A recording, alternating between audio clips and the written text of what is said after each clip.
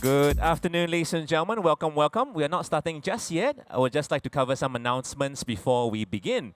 As the proceedings are about to commence, we would appreciate it if you could switch your mobile phones to the silent mode. Thank you very, very much. And also, before we proceed, allow me to share a short safety briefing. There is no fire drill today. If you hear the fire alarm, do remain calm and listen out for further instructions. In the event of a fire, please evacuate in an orderly manner via the nearest emergency exits and stairs. There will be fire wardens to guide you along the escape route. Thank you very much for your kind attention. I will see you in a while to begin the conference. Thank you.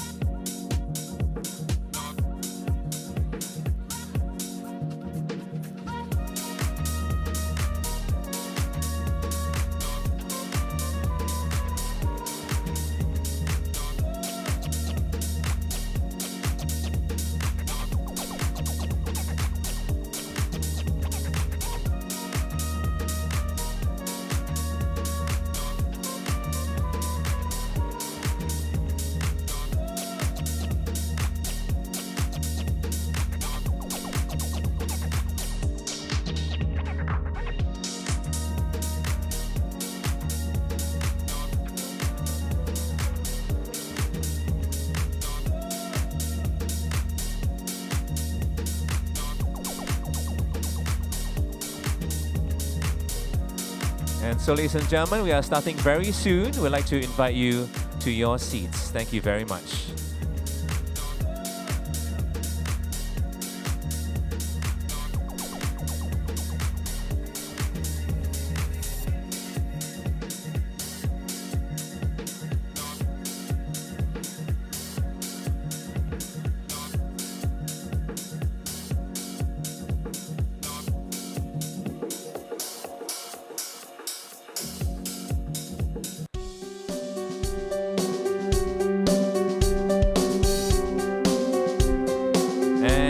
Gentlemen, a very good afternoon, and I'd like to extend a warm welcome to the second Maritime Services Leaders Forum. My name is Melvin Ho, and it is my pleasure to be with you this afternoon. This forum discusses the changing nature of maritime services against the backdrop of digitalization, decarbonization, and evolving customer expectations. The forum also provides us the opportunity to exchange ideas, share knowledge, and build connections with fellow maritime industry leaders and professionals from all around the globe. We'd like to encourage you to stay throughout the forum and to conclude the day with networking cocktails.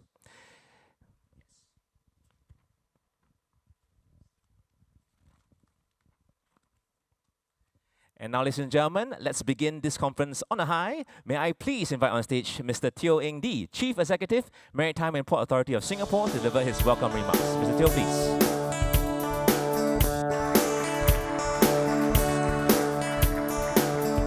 Very good afternoon to all of you. I think after day 4 in this Maritime Week, we have 20,000 guests here. I'm glad that all of you are still very warm and preparing for the next few days as we wrap up this week. So many of you have already been familiar with the MPA. We are the national agency championing the development of Singapore as an international maritime center. And this includes the growth of maritime enterprises and maritime services under the MPA. And MPA is also the national regulator and infra developer for the maritime sector. It is my pleasure to join you today at the second Maritime Services Leaders Forum. Our continued focus on maritime services not only complements our offerings as an international maritime center, but it's also integral to support the transformation of our maritime sector to attain digitalization and decarbonization goals. From our very humble beginnings as a small entrepot trade in the 13th century, trade and shipping has always been steeped in our history. In fact, of 1603, I was telling our friends from Holland that off the coast of east coast of Singapore, the Dutch and the Portuguese fought a very famous battle. The Santa Catarina was brought back to Holland, and Hugo Grotius provided legal services to the Dutch government, which in fact then became the UN Law of the Sea and the principle of the high seas. So here in Singapore, we are steeped in history. At the same time, in modern days, in 1970s, we were the first to make a bet on containerization, and we have not looked back since. The maritime services cluster grew in tandem with a growth of a diverse group of players, such as shipping companies, financiers, insurance, lawyers, arbitrators, and brokers. And some 20 years ago, there were only about 40 international shipping groups in Singapore. Today, there are more than 170, and they have in turn helped to attract a very vibrant cluster of marine services providers in the area of financing, insurance, legal, and brokering. The marketplace has been picking up of late. I'm very pleased that the expansion of SocGen and Furnish Securities into Singapore are indicative of the prospects in this region. KfW IPEX Bank GmbH incorporated a subsidiary as well in Singapore and received a merchant bank license from the MAS. The EO Bank has also grown its shipping portfolio significantly in Singapore. The 20-strong pool of banks in Singapore continue to originate and book shipping deals in the Singapore market. On the marine services and insurance segment, 10 P&I clubs are in Singapore, and I'd like to take this opportunity to congratulate Andrew Gutler on his appointment as the new chair of the International Group of P&I clubs. Please give a round of applause to Andrew.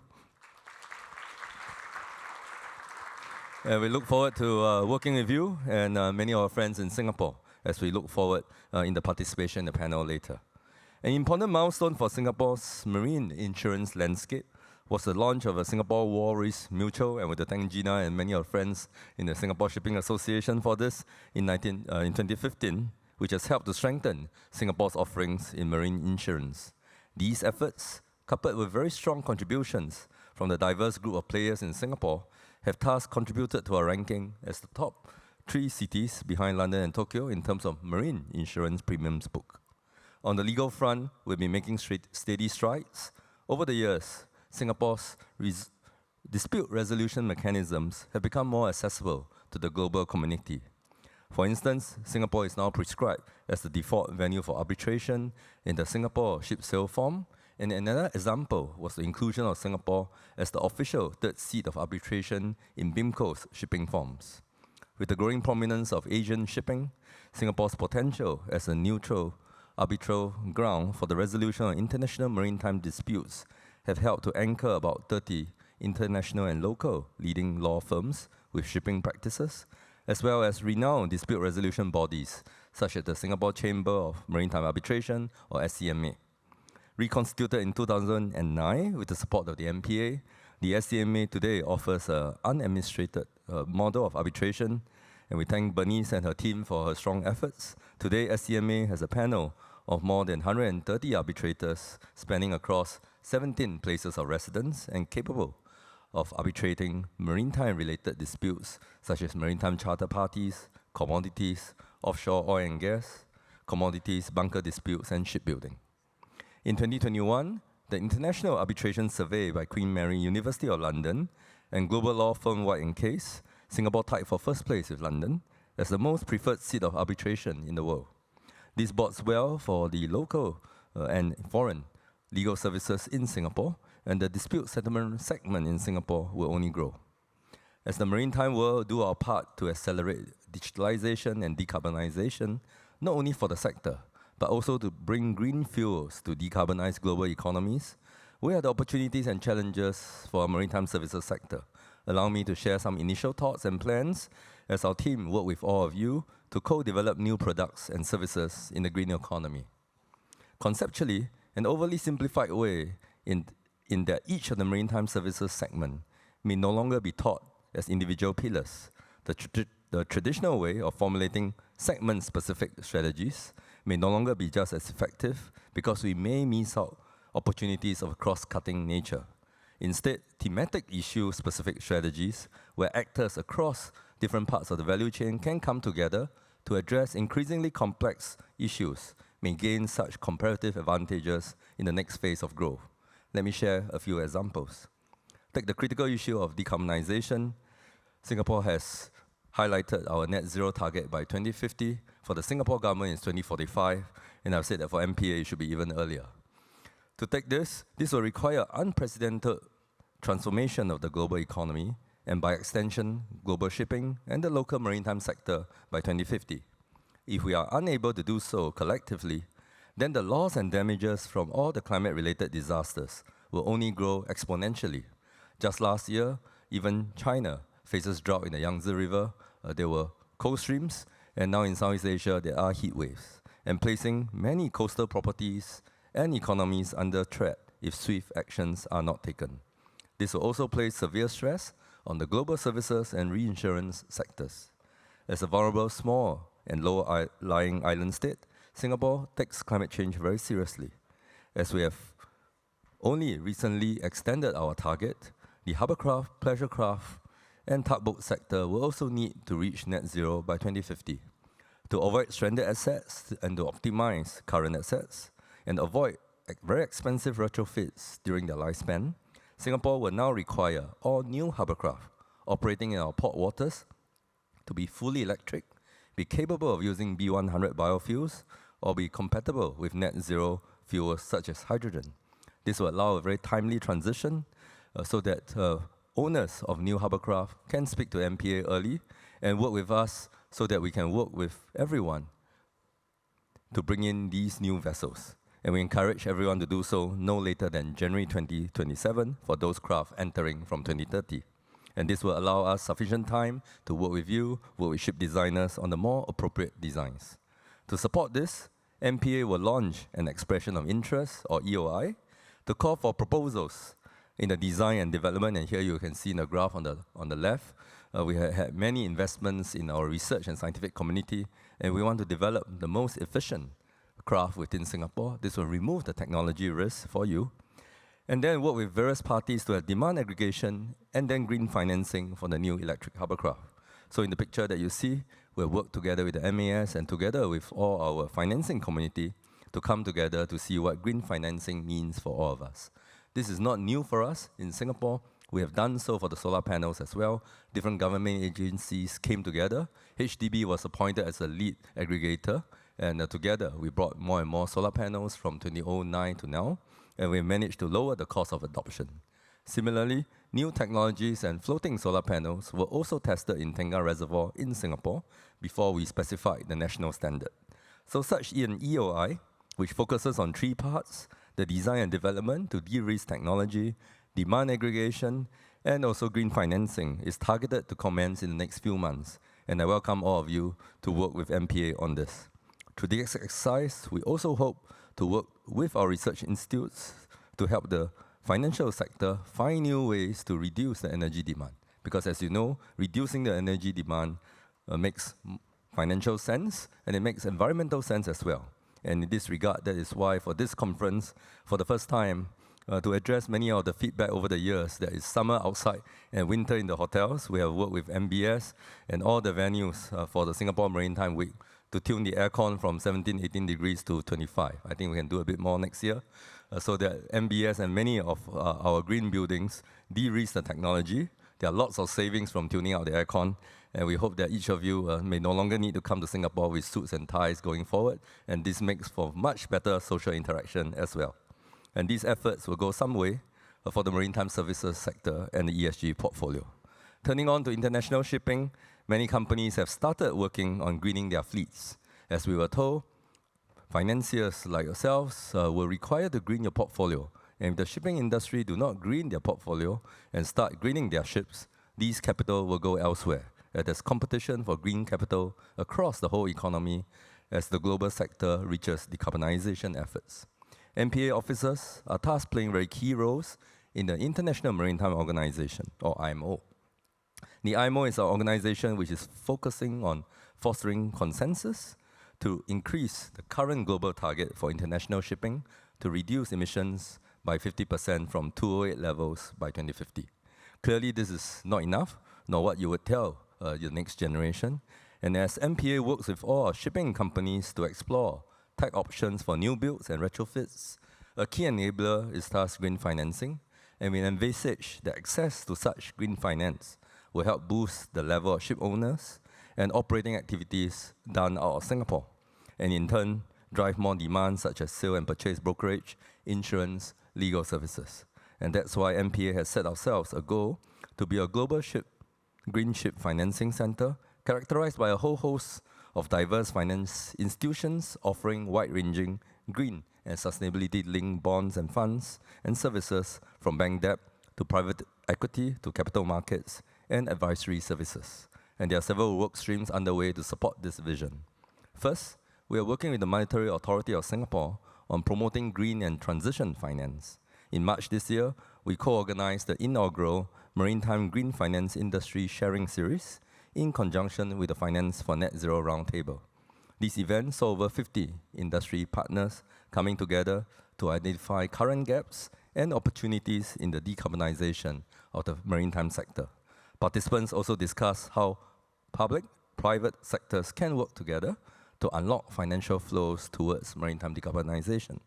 MPA and MAS will consider everyone's feedback and suggestions and will pursue targeted assistance if necessary.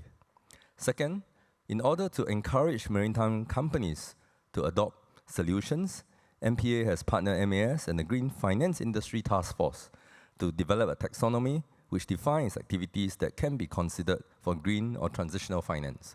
We are clearly understanding of the potential of greenwashing, and it's anticipated that the taxonomy will provide a common language across the maritime and financial services sector so that we can both channel more finance flows to support decarbonization.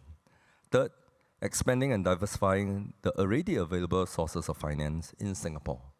We welcome the likes of AP Moller Capital, the asset management arm of AP Moller, which has recently set up the Singapore office.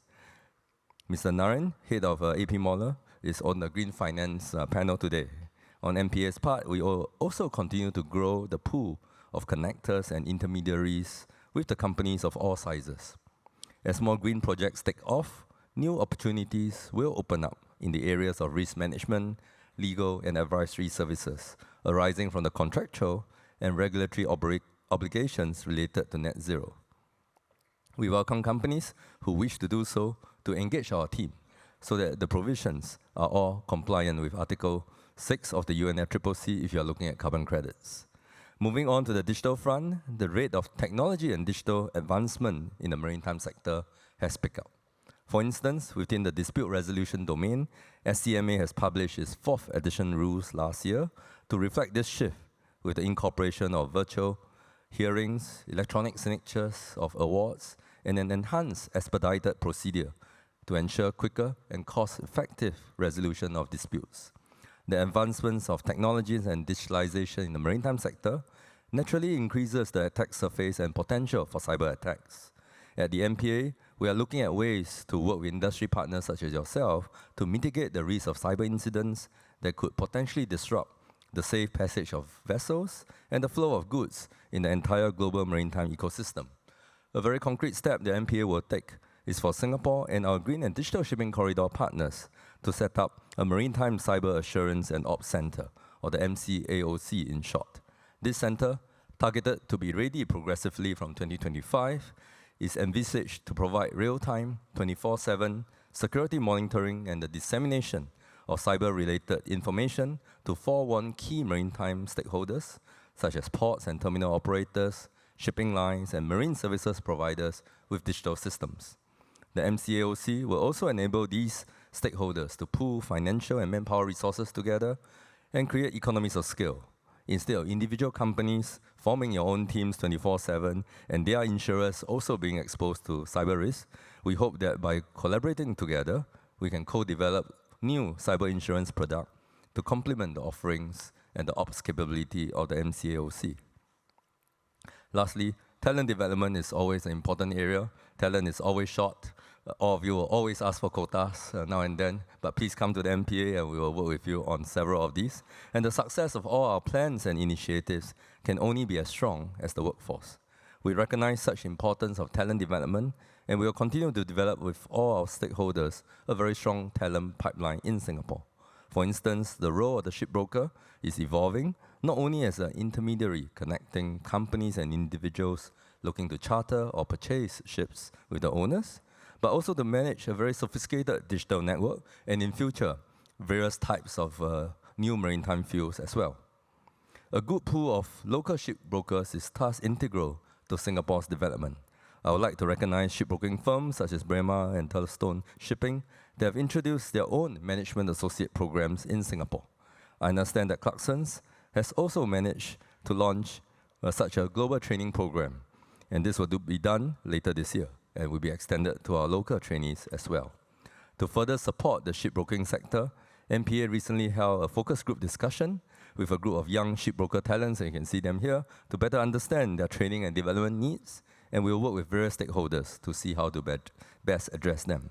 Similarly, lawyers and in-house counsel will also need the relevant skills to meet the growing demands of ESG-related work, and as more companies adopt electronic bills of lading, we anticipate that this will drive new demand for new legal expertise. Ladies and gentlemen, the transition to net zero emissions and the acceleration of digital demands thus place ambitious concerns and also challenges, but also opportunities for every one of us. We are keen to work with you, and our whole team has been in touch with you over the years, and we stand ready to work with you to bring Maritime Singapore to the next level. Finally, for all our guests in Singapore, do enjoy the sights and sounds, enjoy the parties and the networking for these few nights before we all take a safe flight home. And I look forward to meeting many of you as we begin our travels next month to various countries to continue the work ahead, and as IMO prepare for the very important MEPC 80 in July this year. Thank you. Thank you very much, Mr. Teo. Thank you.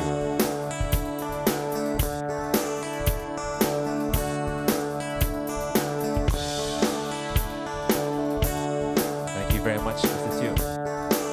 And now, ladies and gentlemen, we'd like to take a moment to address the sustainability at Singapore Maritime Week and how we can go about to minimize our environmental impact. We strongly encourage guests to opt for public transportation or carpooling to reduce carbon emissions. And if you have your tie on, please feel free to remove it. If you're attending SMW today and tomorrow, there is no need for jacket or tie. Your office wear will suffice. Additionally, we aim to decrease plastic usage and waste by avoiding plastic products as well as packaging, including bottled water. Instead, we'll provide water jugs and glasses. And if you need any water, it's at the corners at the back. There are glasses provided, and there's water coolers too. And to help reduce food waste, we also request guests to take only what they can consume during the breaks. In line with our sustainability goals, we have also replaced the printed materials with digital alternatives, minimizing the need for physical signage as well as collateral throughout the week. For more information on SMW sustainable practices, please check out www.smw.sg. Thank you very much for joining us in our efforts to create a more sustainable event.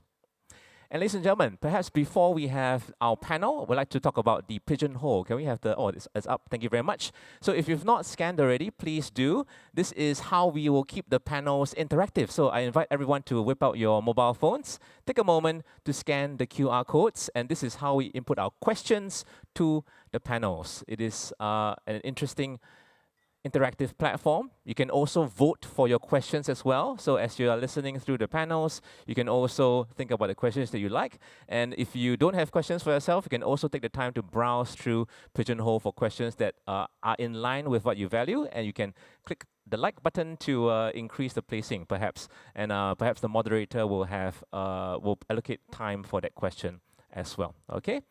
And if you have time, also you can browse through the speaker profiles in the Pigeonhole. You can click on the person's picture, and you'll be able to read the in-depth bio of each and every person on our panel. All right, and now it is time for our very first panel. Allow me to introduce them.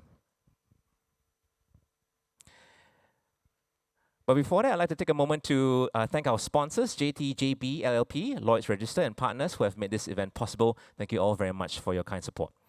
And your moderator for this particular panel is Mr. Carlo Rauchi, Marine Decarbonization Consultant, Lloyd's Register, Maritime Decarbonization Hub. Let's welcome Mr. Rauchi, please. Welcome.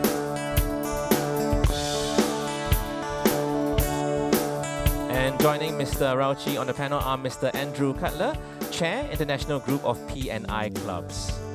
Welcome.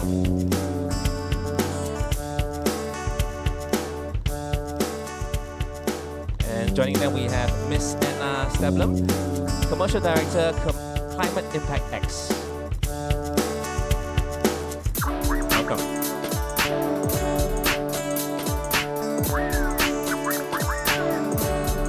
The panel discussion will be on maritime decarbonization and the new era of services.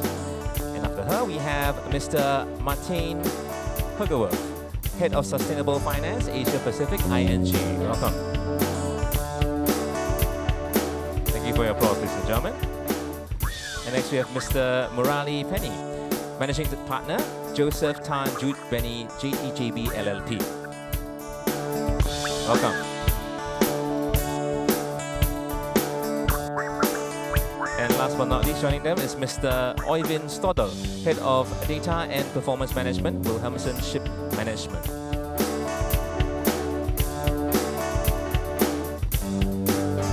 Ladies and gentlemen, let's give a round of applause to welcome our panel for the day, please.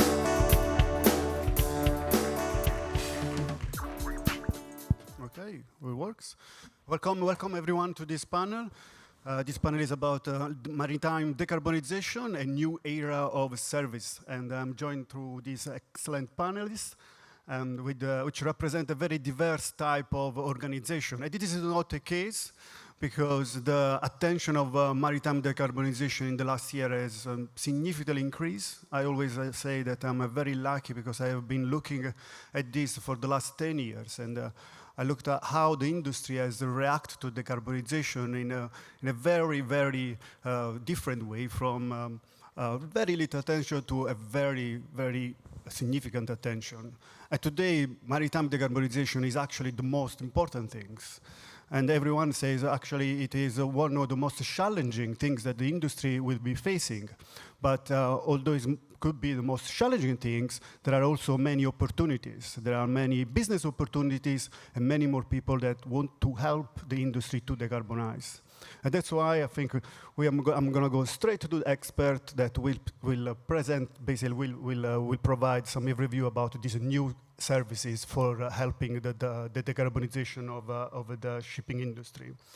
I'm going to start straight with Anna. Anna, with you, what is Climate Impact X, and how can your organization help the shipping industry to decarbonize? Thank you very much for that question. I'm glad to see so many people here in the room. It's really great to see, people being interested in what we are talking about when it comes to decarbonizing the shipping industry. And I think in order to provide a solution, we need to really understand the urgency and the what is the problem at hand. I think just to give everyone a little catch up, I'm sure you're all familiar, but leading climate scientists say that we need to halve emissions by 2030 from 2020 levels in order to have any kind of chance of reaching 1.5 degree target. And we need to then, the following 2 decades, actually halve them yet again. It's a massive challenge that we're faced with. And the shipping industry is estimated to have to spend about 1.9 trillion US dollars to be net zero by 2050. Again, it's a magnitude that is hard to actually understand, I think, what we need to do at this point. And in order to provide some solutions, we will try and at least provide today, I think what is important to remember here is that, yes, we can talk about new fuels and new technologies, but what I really wanted to stress with those numbers are that there is an urgency here, not only with CO2 emissions, but also biodiversity. So if we don't take action today, we could actually lose 1 million different species, which is also very important. On a more positive side, there's a solution that we actually have already at our fingertips, and that's nature. And it's widely recognized now that 1/3 of the climate mitigation needed to reach net zero by 2050 can actually come from natural climate solutions. So that means that we need to, I almost get a bit emotional when I talk about this because it's a massive problem. And we need to save our carbon sinks. We need to rehabilitate our tropical rainforests, the mangroves, specifically for the shipping industry, mangroves are important because of oceans, of course, is something that you're very familiar with. And mangroves are basically saving and storing much more carbon than tropical forests and peatland.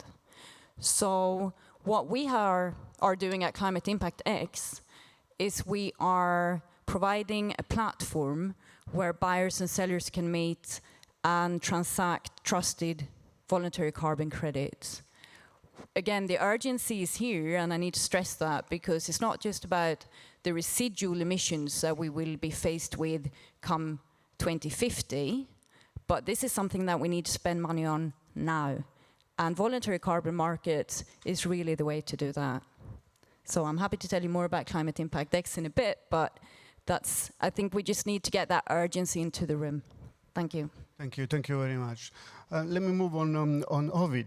You have recently formed a joint venture with Affinity Shipping and to provide some solutions specifically on EU ETS to ship owners and charters. Can you tell a little bit more about it? Yes, first and foremost, thank you for having me here. And I totally agree, Anna, it's urgent. What is good is that EU has, from next year onwards, 1st of January, EU will implement the regulation related to EU ETS, emission trading system, and shipping will be part of that going forward. Gradually phased in until 2026, but it's going to impact everyone who sails in and out of EU, and they have to pay for their emissions. And just to give you some numbers, we're looking at between 5,000 to 20,000 US dollars or euros on a daily basis in a 2026 scenario for various types of vessels. It all depends, of course, on the consumption pattern, the type of vessel, and of course the carbon price as well. But you're talking about significant amount of money that's also in a good thing being rechanneled into R&D through EU. But this is going to impact the industry very much. And it's, I think it's one of the greater initiatives that we've seen out there to decarbonize the shipping industry. For us, we realized that this in 2021, when EU started discussing if shipping should be part of EU ETS, we saw that this is going to be a game changer and that it's going to be challenging for the industry to cope with this and also sort of allocate resources to it from everything from money, but also in terms of administrative capacity. So Hekla Emission Management that we have founded together with Affinity is a company that basically wants to provide turnkey solutions for ship owners and charters, and helping them on the way to decarbonize basically their operations. And I think from a personal perspective, I've been working with vessel performance several years now, and I think it's going to get a lot of attention going forward. And the key thing is money. Now it's going to be a price on emission. EU is first, but I think you're going to see it in other countries as well, that you will have to pay for emit in different waters. So a good thing for the world, I guess, but of course a challenging thing for the industry. But we just have to do it, right? Thank you very much, Arvid. Martin, banks are stepping up their sustainable finance products, and the sustainable finance market has grown significantly in the last few years. Could you give us some perspective of this market? Yeah, happy to do, and indeed, thank you for having me here today. Banks have a fundamental or a key role to play in the transition to a more sustainable, more decarbonized economy. And a bank like ING fully recognizes that. Now, the sustainable finance markets have absolutely grown incredibly rapidly over the last few years. If you just go back to 2018, it stood at roughly $350 million billion in total issuance across loans as well as bonds. And in 2021, it was 1.8 trillion US dollars across a variety of sectors and geographies. Asia Pacific represented roughly 25% of this. And that's because of both demand, so corporates, certainly our clients, are demanding sustainable finance products, and I can delve into why that is, but also because of supply. So a lot of banks, including ING, have made commitments on sustainable finance and mobilizing a certain amount of sustainable finance. And so that is an important commitment by banks. Obviously, banks, a lot of wholesale banks are quite carbon intensive. So if you look at finance emissions, typically represents the majority, the vast majority, you're talking about 99% roughly, of emissions of any given bank, typically. And banks have made commitments to start decarbonizing this, amongst others through Poseidon Principles, but also commitments by becoming signatories to the Net Zero Banking Alliance. Roughly 40% of bank assets globally are now signatory to Net Zero Banking Alliance. So this means that banks have commitments to start decarbonizing their loan portfolios, and the only way to do that is through engagement with our clients. Now, we've already heard a couple of times that in order to decarbonize, we need a lot of capital. So obviously this represents an opportunity for banks as well. And that's really where the sustainable finance space is at the moment. And there's I can give more clarification around developments around standards, regulations, the views of investors, and happy to speak about that. Thank you very much. This is a very good explanation of this market. I'm coming now to Andrew. You are representing PII. So how are PII insurance part of the problem, or are they part of the solution? What's your perspective? I can give a very short answer and say we're part of the solution, and then move on perhaps. But I suppose more sensibly, without wishing to do down the seriousness of the situation and the fact this is part of the ecosystem, the maritime industry's challenge to solve it, we do need to take it back to basics, which is 90% of world trade is carried by ships. Clearly, world trade benefits us all for a whole host of reasons, raising people from poverty and so forth. Ships are the most efficient way of transporting goods.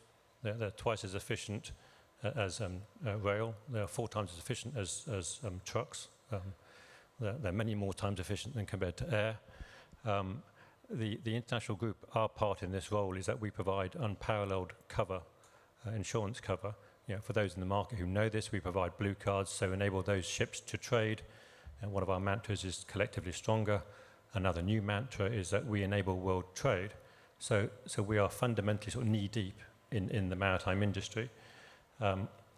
we do recognise that shipping as an aggregate contributes about 3% of greenhouse emissions. Now that puts them, I think, between, I think it's Japan and Germany, somewhere on the scale, if you just did an aggregate. Clearly something needs to be done. The P&I clubs themselves are not regulators, we're not legislators, we don't create new fuels, we don't create engines.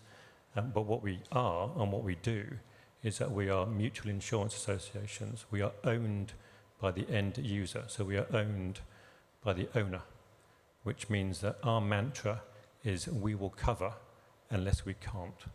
So a member comes to us and says, I'm going to use this new fuel, I'm going to use this new engine design, I'm going to do this. We'll say, that's absolutely fine, you are covered. So that removes a significant headache from the owner in terms of their part of this process, which is how do we solve this problem? They don't have to think, do I still have insurance to continue trading? Thank you very much. And finally, Mrali, as a lawyer, you perhaps can bring a different perspective here to this discussion. There could be contractual clauses and potential issues to allow ships to meet or improve the operational CII. Could you tell a bit more about this? Sure, thanks, Carlo. Hi, everyone. I just realized I'm the only one wearing a jacket, non-compliant. Old habits die hard, perhaps part of the problem. I think I'll divide it into two parts. One, what is the problem from a legal perspective, right? I think everybody in the industry knows that there's going to be an impact on how ships are operated as a result of GHG compliance. That adjustment is going to result in an impact on contractual performance, particularly between owners and charterers, that's for sure. So the question really is, from a legal perspective, is how are you going to allocate the responsibility, the cost, and the risk of compliance with GHG requirements. If I can give an example, let's take a very typical shipping document, a time charter party, we're all familiar with that. Once operational CII comes into play, it has to be attained. A ship owner might be required to take certain steps to meet it. That could involve things like slow steaming, route deviation, or taking less cargo. All those things could potentially result in a breach of the charter party and the performance warranties under a charter party. So it's in that context that we talk about the management of risks. So what is the solution? If we approach the problem with a new mindset, that it's a common interest and we have to take a collaborative approach towards resolving this problem of allocating risks. The first step is to review existing and future contracts to make sure they factor in the GHG requirements. Otherwise, when a dispute arises, you're going to have a situation where you're fighting a dispute based on a contract that's simply not designed to deal with GHG compliance. So the solution really is start planning, future planning, and looking into the contracts that are relevant to involve GHG compliance. Thank you very much. So this was a very nice introduction of all of these different approach, different service of how to help the decarbonization of the shipping industry. But within these new services, a complex landscape comes to also the topic of the greenwashing. So what is your view about greenwashing? Anyone? Oh, you want to speak? No, go ahead. Okay.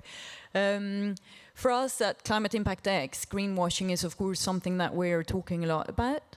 At the same time as I think there's even something called green hushing that is almost even worse, because it just means that people that are operating in our market and that are buying and are compensating for their emissions, they are not telling anyone about it. So what we're seeing is that companies are too scared. So they are taking action, but because of the greenwashing threats, they're actually not telling anyone, which is such a shame, because it means that there are companies out there that are trying to do good and trying to actually take action, but the leaders, especially of the industry, should, in that sense, and I think that is one of the things that you could kind of prevent greenwashing, is to go together and join forces and say, you know, this is what we're doing, we're trusting these and these standards. Standards are coming out now in the industry, and basically leaning towards standards and regulations, but moving together. I think there's safety in numbers, and I really would encourage the shipping industry as well to work together so that no one stands alone and it's basically being attacked or accused of greenwashing. And again, I'm really encouraging you to take action and also display that kind of action. And I think you can do that if you have a proper climate strategy in place, because that should protect you, that there is no greenwashing going on, because you've actually set a strategy that you're following. But I will let Martin add to that. Yeah, happy to give a few points as well. Obviously a serious issue, greenwashing, not only related to finance, but in the broader industry. It's effectively overstating your green credentials. What we're seeing in the finance space is, you know, clients moving into the green loan space or issuing green bonds and not actually applying that to green use of proceeds. Then you get into the discussion, what can you classify as green? So if we use the automotive industry as an example, EVs clearly green as defined by the market, but are hybrid vehicles, for example, green? So that's a discussion point and a big topic for us on a day-to-day basis. If you think about greenwashing, to date, it's, you know, companies are being called out predominantly by NGOs typically, or perhaps by stakeholders in the supply chain. But if you think about publicly being called out on greenwashing, it's really by NGOs, activist NGOs typically, but we're now seeing regulators move into this space as well. So we have seen some regulatory fines in a variety of countries. And I think this is a major move, you know, against greenwashing. But to Anna's point, it does mean that there's quite a few companies, certainly within our realm, that sort of start steering away from from the fear of being accused of greenwashing. So certainly something to watch out for. Anyone want to add anything else? If you don't mind, it's a bit funny, but I'm going to ask you a question. Can I do that? Is it allowed? Please. Right. No, because we were talking about this earlier, and well, my question, because I read some material on it, climate litigation, I think, is picking up in the US and the UK. As far as I know, it hasn't moved to this part of the world yet. There's some very eminent lawyers in the audience. Maybe they'll correct me if I'm wrong, but it's not a factor here. The question that I have is really, are there enforcement mechanisms in a financing arrangement where a company gets a loan based on green criteria or green promises and doesn't keep it? How do you enforce it under the finance contract? Yeah, so what we see nowadays is you know, if a company enters into a green loan, and I'll use the example of a green building. So a company owns a building and has a green certification, so it can be classified as a green building, then that building can be financed with a green loan. Now, if next year that green certification is not renewed, then in the facility agreement, you would have a declassification event where you say that loan cannot be classified as a green loan anymore. The challenge, of course, is that a lot of the marketing value has already been held by the company has already reached that. So that's the challenge. But there is a declassification event. And then maybe adding to this, one of the major products in the sustainable finance market is sustainability-linked loans. For those who are not familiar with the product, typically there's a margin impact on the loan if certain sustainability KPIs are met. Now, if a company doesn't achieve these targets, it doesn't mean that there's an event of default. It just means that the margin will typically increase. So in that case, there's no declassification event because you can expect that certain KPIs or certain targets may not be achieved. So there's a penalty for not achieving it? Typically, there's a penalty nowadays, yeah. Okay, thanks, man. You can ask me a question later. I will. Very good, very good. let me move. We mentioned before about voluntary carbon markets, and I guess my question was, how do you see this market going forward? And perhaps also talking about carbon offsetting in general. Is this the solution for the shipping, or should it be the solution? I wish it was. I don't think it is the solution. What I really think is that we need all the tools in the toolbox. There is not one solution. I don't think there's even one fuel, even if it's kind of debated a little bit like that. I think voluntary carbon markets is definitely one part of the solution, and it's some action that you can take today. Again, thinking about the urgency and thinking about the sacrifices that are currently happening in nature, and that if we can turn that tide, I think that would be, again, it needs to happen. It could be 1/3 of the mitigation needed, as I said. What we are seeing is market building activities, because I also believe that there will be people, industries, companies coming to 2050, and again, they have not managed to come to a net zero world. There will be residual emissions that you would need to remove in outside of your industry. And again, that could be from mangroves, that could be removal credits. And what we're also seeing, of course, are credits, particularly for the maritime industry. So it's basically used as financing new technologies. So biofuels, there's a company that are working on maritime carbon credits, basically trying to get financing to have ships using biofuels. So what we are encouraging people to do now is this market building activity. So again, Climate Impact X, we got 3 platforms where you can come and buy voluntary carbon credits. One of them is an exchange. So we are building a spot exchange where we will get a benchmark for voluntary carbon markets. What we're hoping is that one of our shareholders are Temasek, DBS, Standard Chartered, and also the Singapore Exchange.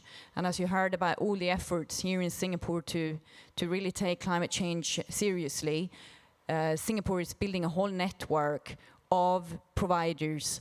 And of course, we sit here in Southeast Asia, which is amazing because many of these projects are in Indonesia, Malaysia, and just around us. But the exchange will come up with this benchmark where we hope that our shareholder SGX will then provide a futures contract.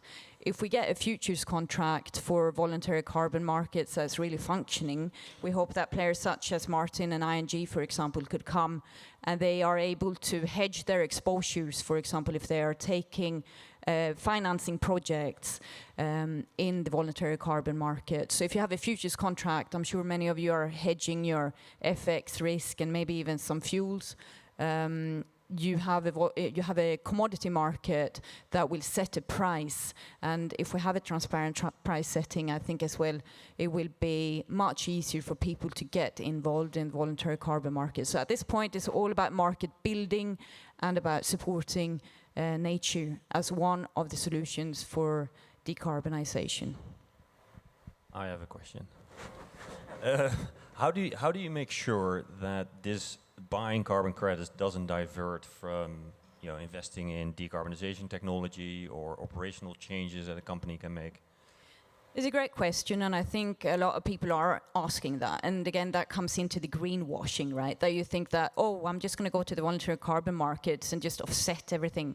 But what we're seeing and what studies show is that the people that are engaged in voluntary carbon markets are not those kind of players. The people that we talk to and the people that we meet are people that have really been looking at these markets, and they got a climate strategy in place. Many of them have signed up to the SBTIs, so science-based target initiatives. And we have not encountered anyone who would come and just buy an offset and claim. But I think the more standards and regulation that is coming into the market so that people have trust in how you claim and how you use the voluntary carbon markets, that's important. And we are seeing organizations that are coming with these kind of guidances for companies how to use voluntary carbon markets in a responsible way. But again, I think the people from the shipping industry that we talk to, they have actually done massive life cycle assessments on the fuels. And for example, if you were to take methanol as a future fuel, we would actually increase emissions by 8%. So if you don't do that life cycle assessment and take it seriously, then of course you might look like you're just buying and not. But again, we have not come across any such players in the market, and the people that we are dealing with from especially the shipping industry, they are some of the most serious companies when it comes to decarbonization, and they're really looking at all possible solutions. Can I comment a little bit, Anna? I totally agree with you that you need the voluntary market, absolutely. But I also think that the shipping industry needs a little bit of a stronger medicine. So they need the regulation as well to be pushed. And absolutely, you have a lot of great companies out there who's going actively into this. But I also think you have a long tail of company who's not doing anything, who's waiting to be pushed into this through regulations. And many of you here, you know that the shipping industry isn't. We are often waiting for last minute to prepare, and that's one of the reasons that we need the regulations, right? You don't have the. It's a lot of smaller to medium-sized companies in the shipping industry that also need to be pushed on the carbon side, in my opinion. Yeah. Could I just add to that? That's a nice example from Singapore. Because of course, as you know, in Singapore, we have the Singapore carbon tax coming in next year. So we will hike the tax to $25. And as many of you are familiar with, 5% will be able to be, basically you can turn to the voluntary carbon markets to pay for those 5%. So we are seeing initiatives, like you say, in regulation, where we will see almost a merger between the compliance markets and the voluntary carbon markets. And the Singapore carbon tax is a great example of that. Thank you. Very nice to see this very lively interaction between the panelists. It was mentioned before, from a legal insurance perspective, there are different types of risk: liability risk, contractual relationship, allocation of cost. Does it different for different type of alternative fuels?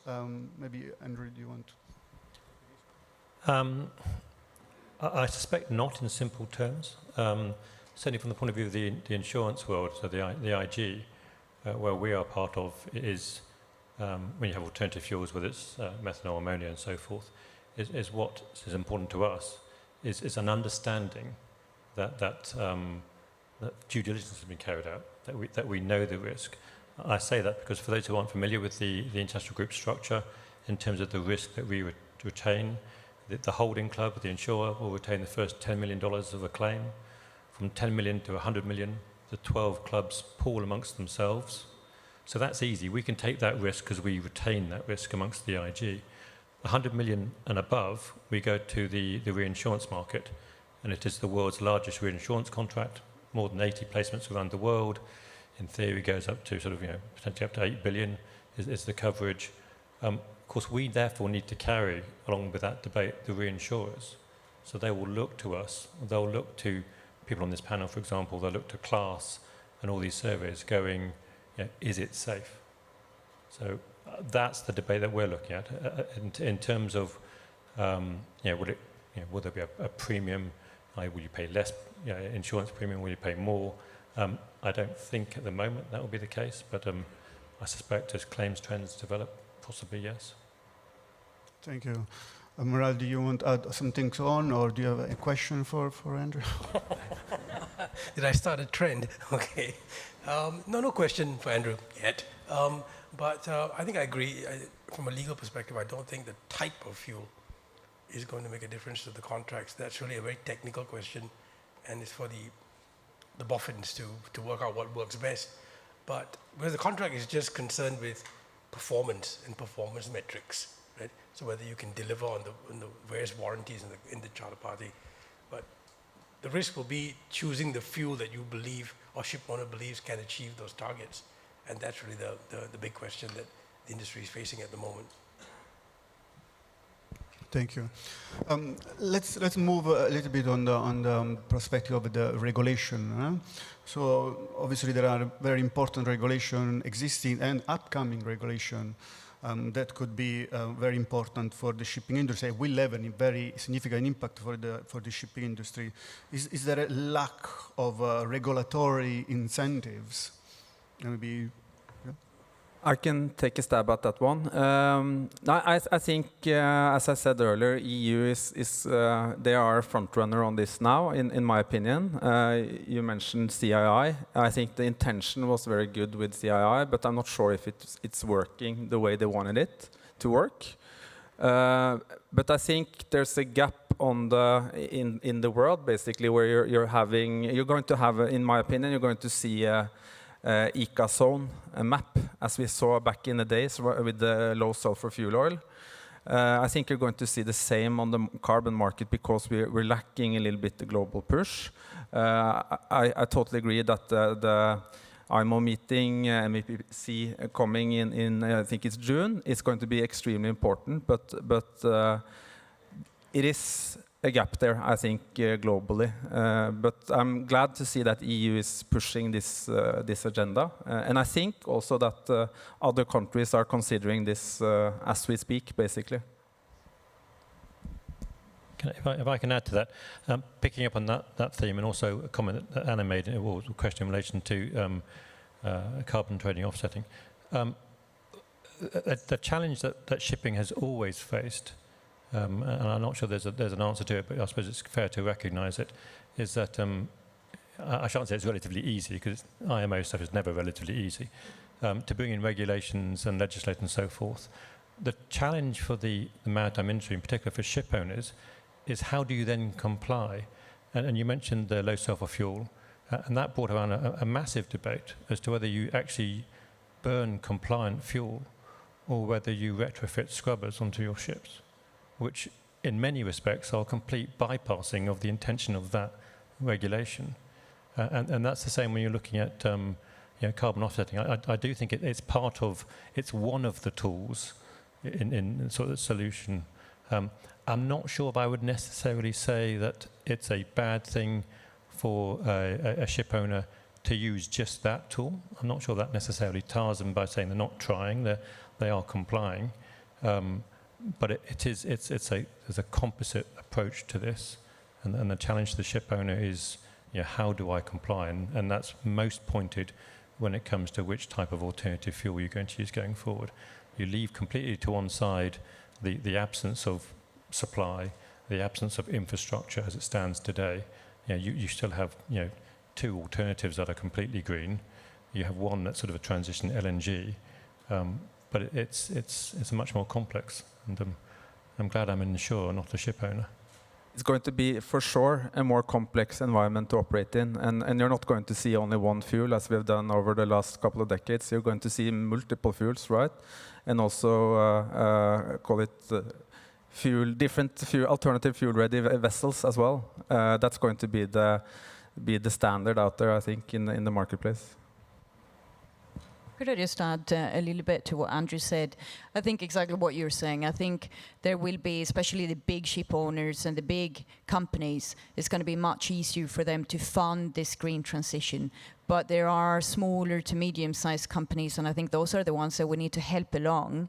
And at the same time, as the little I understand about shipping, but that there are certain vessels as well. So say the coastal fleets that are basically taking much more time at port, for example, they will have a bigger difficulty, if I understood it correctly, to do any retrofitting. So I think that's when voluntary carbon markets come in. It's an out of the industry kind of solution. You can turn to mangroves, you can turn to other carbon type credits that you can use. And of course, we are in a transition. So there might be technologies for also these kind of smaller companies that are cheaper going forward. But where we are at this point, I think it's important to remember that, yes, voluntary carbon markets can come in for companies that cannot afford exactly what the big companies are working on at this point. Thank you. I'm moving in a moment to the question from the audience, but I really want to ask a question before about the ECG data. Why is it so important? Sorry, could you repeat that question? ESG data. ESG data. So today, when we structure sustainable finance transactions, the lack of data. So, for example, we structure a sustainability-linked loan, and for a particular company, and we want to set certain targets for that company. What we're looking for is historical data, for example, on greenhouse gas emissions. And I can tell you that a lot of companies just simply do not have that data, right? So how can you then set proper targets, right? Then we want to benchmark that against what some of their peers are doing. Again, do they publicly disclose that? Do they even have that data, the peers? So ESG data from that point of view alone is incredibly important. Now there's a lot of, just tying it back to the previous point, there's a lot of regulations coming out to make sure that companies start disclosing ESG data more properly, but also making sure that it's comparable across a certain sector or certain geographies, which will certainly benefit the sustainable finance space.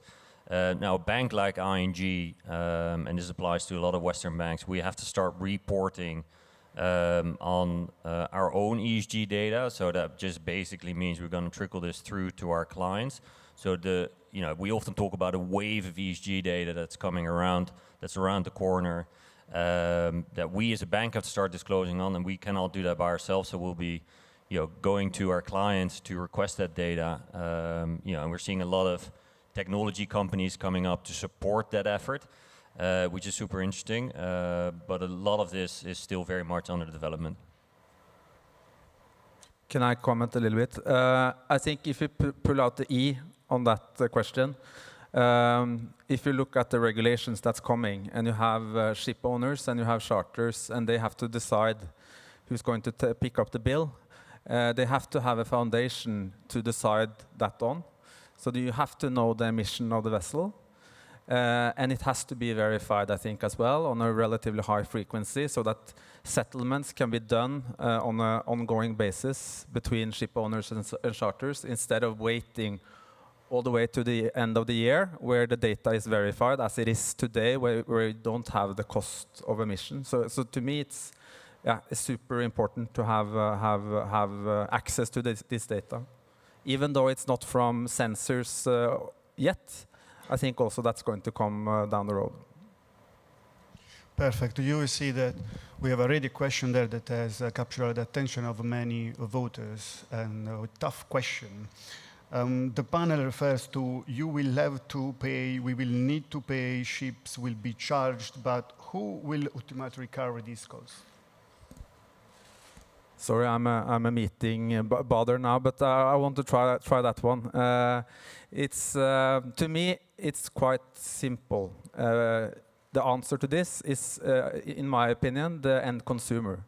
But how do you get there? That's the challenge. And through EU now and their regulation, they are focusing on the polluter pays principle. So that means in a ship owner / charter's perspective, it's going to be the charter who has to pay, while the ship owner and the technical manager is going to be the one who's ensuring compliance. But how you get the charters to collect this from the end consumer, that's a tough question. I think it's fairly easy on the container side. You can add $1 or $2 on the Nike shoes, but it's more difficult on the commodity side. If I can give my perspective, so I don't think the cost will be passed through to the end consumer completely. So I think across a certain supply chain, I think these costs will be shared. The other element is, of course, what is the cost? Like when we speak about this, what is the cost of doing nothing, right? And who will be carrying that cost? So that needs to be taken into perspective as well, I think. Yeah, I'd add to that. I think in an ideal world, that the cost would be completely transparent and pushed right through to the end user, but the reality is most, if not all of it, will be absorbed within the chain somewhere. Maybe I have time for one more question. I'm going to take this one. So how do banks go about financing maritime decarbonization and manage risk in a multi-fuel environment? We hear a lot about multi-fuel future. in which I guess this is for me. So we just heard there's probably going to be a different set of fuels that's going to be used going forward. I think as a bank, I mean, I don't have a personal view on this necessarily, but we take a very sort of risk-based approach when we finance vessels and when we finance the ships out there. And that's something that we will continue to do. I know this is dodging the question because I don't have a very clear answer on this, to be honest. Okay. We have only a few minutes left. I wanted to use this time just to give you the opportunity to express your final thoughts, very brief thoughts. What this audience should remember about what we said today. Maybe I'll start with you, Andrew. Thank you, Carlo. It's a very eclectic panel that you have in front of you, and I think that just reflects the diverse challenges and solutions ahead. And I'm going to steal Anna's comment again, which is there are many solutions. I think only by doing them all will we get the total solution that addresses all of these challenges. I just would like to highlight the impressive work that Singapore is doing, and of course the fact that we sit in this region where again there are a lot of natural climate solutions at hand. So for example, we have around here about 300,000 hectares of mangroves that can be restored, and it's just around the corner from Singapore. It's basically 300,000 hectares is about 5 times the size of Singapore. So I think there's so much that we can do specifically in this region. And of course, we need private financing to do so. So again, conservation finance has been mainly public up until this day, when we now have carbon markets, and we will hopefully see an increase of private financing going to from around 10 to 20% currently to really increase. And I hope that the shipping industry will be with us doing that. Thank you. In order to achieve our decarbonization targets as a global society, I think it's clear that we need systemic change, and we're not going to achieve that individually. So we need to cooperate. We need to cooperate, within a particular sector. We need to cooperate across various sectors. Certainly for the shipping industry, this is highly relevant. Operating various supply chains. So do seek out stakeholder engagement. I think this is absolutely crucial. I think from a legal perspective, I think you've got to start future planning, start looking at your contracts now to anticipate the changes that are going to come. It can be done. It's not easy, but it was easy, everybody could do it. And it can be done. I give an example of BIMCO has come up with clauses to deal with EXXI and CII. It's a start. Looking broadly, I think we need the regulations sooner rather than later to help dispel some of the uncertainty, so that people know, players in the market know exactly what they have to do. Whereas right now we have very broad policy goals and short-term initiatives, but no mechanics or no operational criteria. And borrowing from Martin's point, I think fundamentally as a society you need a change of mindset. Climate change is no longer a competing interest that I try and pass the cost to somebody else. It's a common interest. And with that change of mindset, I think the question that was asked, who was going to pay, it has to be spread, I think, across the entire chain. And that's really the most important thing, a change of mindset.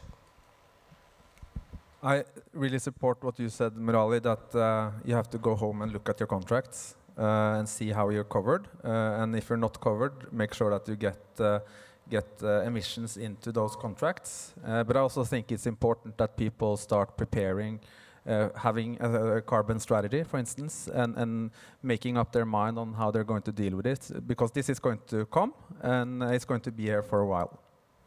Perfect.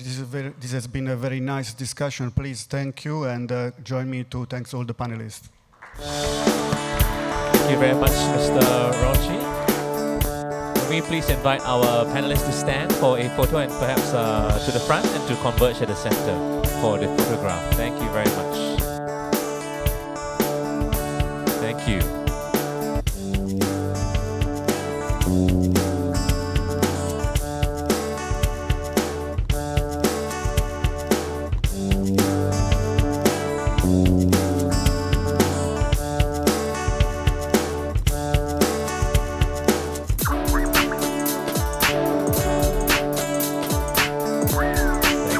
much. Thank you.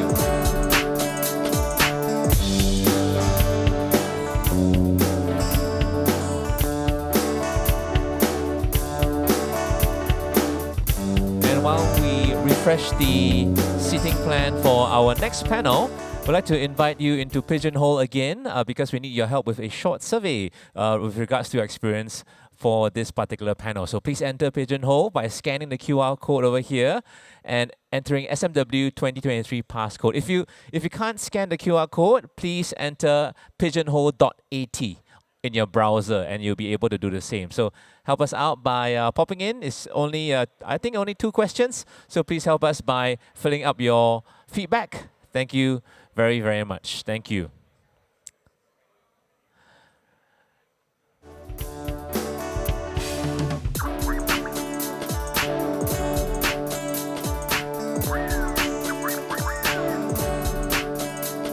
And the upcoming panel, the title is Convergence of Maritime Services and Digitalization, Creating a More Agile, Secure, and Efficient Maritime Industry through and for Maritime Services. Let's give our friends some time to set up for our next panel. So if you've not done the survey yet, please do. Please help us. Thank you very much. Thank you. And now we are ready for our next panel. I'm honored to introduce to you our distinguished list of industry experts. Our moderator is Mr. Rod Steele, Head of Cybersecurity, Swire Shipping. Let's welcome Rod. Welcome. I'd like to invite our panelists to sit in accordance to the seating plan. Thank you very much.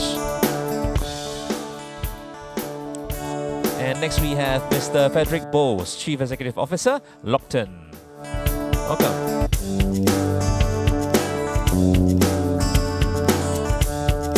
And joining them, we have Mr. Punit Oza, Founder, Maritime NXT, Vice Chair, Institute of Chartered Shipbrokers, Singapore Branch. Welcome.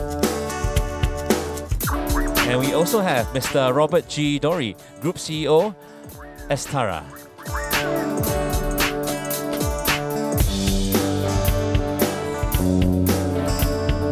Last but not least, we have Mr. Wong On Chi, Chief Executive Officer, Raja & Tan, Cybersecurity and Technical Director, Raja & Tan Technologies. Welcome. Ladies and gentlemen, can you please join me in welcoming our panel with a round of applause, please.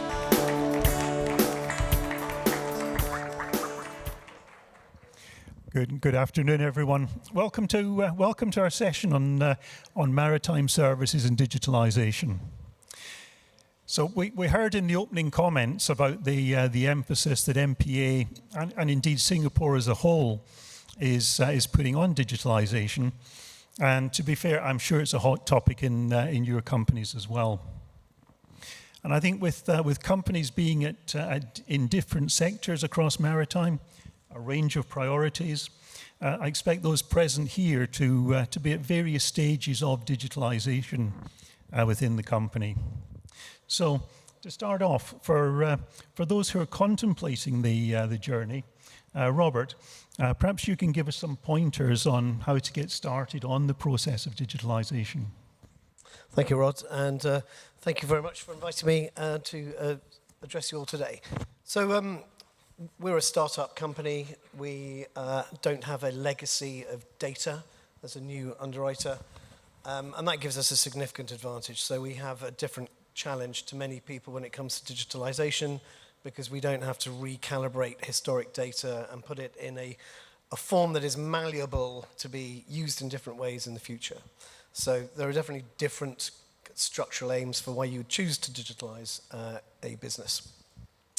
For us, it's all very well putting risk questionnaires online and getting them filled out and then receiving that data into a business. But we've taken on a bigger challenge than that, in that we've had to calibrate against international benchmarks of cybersecurity. So there's the Network Information Systems regulations in the UK, there's the Network Information Systems Directive in the EU, there's the US National Institute of Science and Technology Cyber Framework in the US, and of course the IMO requires NIST adoption for seaworthiness. And then in the UK, there are other things like the Cyber Assessment Framework, Cyber Essentials Plus. So on average, there's about 160 questions that each one of those regulatory bodies would ask in order to evidence whether you're operating at those levels of cyber maturity. We've had to calibrate all of those questions into a model, which is a one-to-many, many-to-many, many-to-one kind of framework. And we've had to do that in such a way that we can be sufficiently agile, that we can use that data differently in the future, and also have enough agility that we can ask new questions, manipulate new data, in order to remain relevant for what we do in the future. So I would we've spent a lot of time planning this. I mean, obviously, unless you have procedures and processes, you need to challenge all of those. You've got to reduce the overlap, and ultimately structure your data in such a way that you have agility. So it's really an ongoing process of digitalization, and I think you have to be realistic about what you can reasonably achieve in 1 year, 2 year, 3 years, 5 years. So it's not going to be over in one single shot. And you shouldn't really seek to achieve it in one shot either. I think it's just too ambitious. And then at the end, it's rigorous UAT, user assurance training, because in the end, you can't go live on these new processes unless you've validated them. And that is probably the longest element of any process before you go live. So that's sort of some of our experience, Rob. Thanks, Robert. Now, I think many companies will be wondering what sort of outcomes they can expect from digitalization, especially given the level of commitment and investment that's required.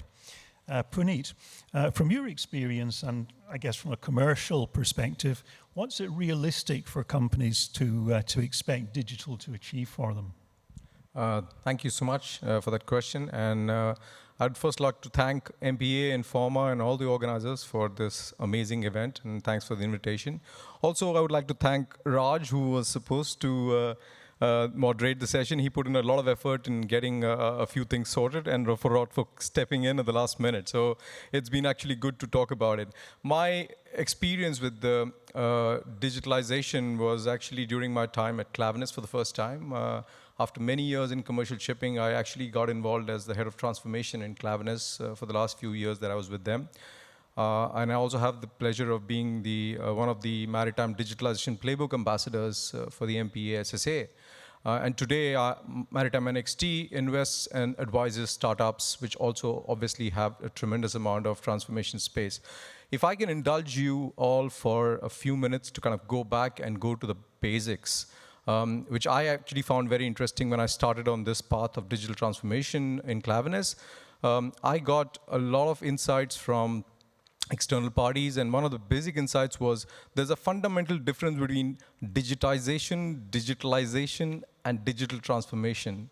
And digitization is basically a very simple concept of converting analog data, manual data into digital data. So if instead of raising, for example, a normal invoice, you would just raise an e-invoice. The digitalization is then to use that digital data or e-invoice to start creating processes, like reminder systems and things like that. That is also a step forward. But the most important thing is to understand that digital transformation is complete change of the way your business works using data and digital processes. That's where the companies need to eventually get.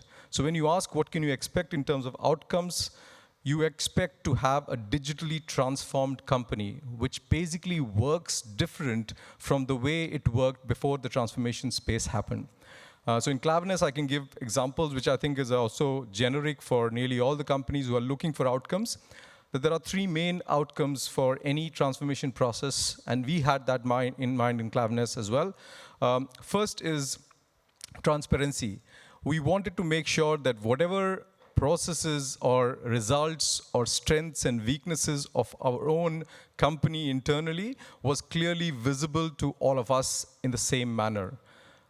Information that was earlier hidden away in pockets or not very clear in people's mind, we tried to get that transparency as one of the outcomes of transformation that we achieved. The second thing is sustainability. we actually realized that there were lots and lots of processes which needed to be so robust and data-centric and data-driven that people would eventually move within the organization or even out of the organization, but the processes would remain robust because somebody else can pick up exactly where the previous guy left off, at least in terms of data and information flows. But the last part was the most interesting for me, which is profitability. When you look at transformation outcomes and talk about profitability, it's not just dollar and cents. And that's one of the biggest learnings that I've come out with. There are three aspects of profitability the way we looked at it. First is dollars and cents. You can actually talk about bottom line growth and top line growth, and obviously that's very useful. The second part, which is interesting, is efficiency becoming better, more efficiency being driven due to transformation, which actually drives profitability at the end of the day. But you can measure efficiency in terms of how much time you take to take a particular process through. You can actually see the outcome of having a better efficient process. The last part is probably the most interesting thing, which I think most of the people need to understand, the customer centricity linked to profitability of a company. We actually found that transformation processes must eventually drive better customer interactions, greater relationships, and understanding across all our global offices which customers are doing what with us. And eventually, that will drive the profit in the long term. It will create a very different mindset in the organization, and that is obviously the outcomes that you're looking at. So keep in mind that these three things have to be your principal outcomes: profitability in these three categories, sustainability, and transparency. Yeah. Thanks very much, Puneet. Thank you.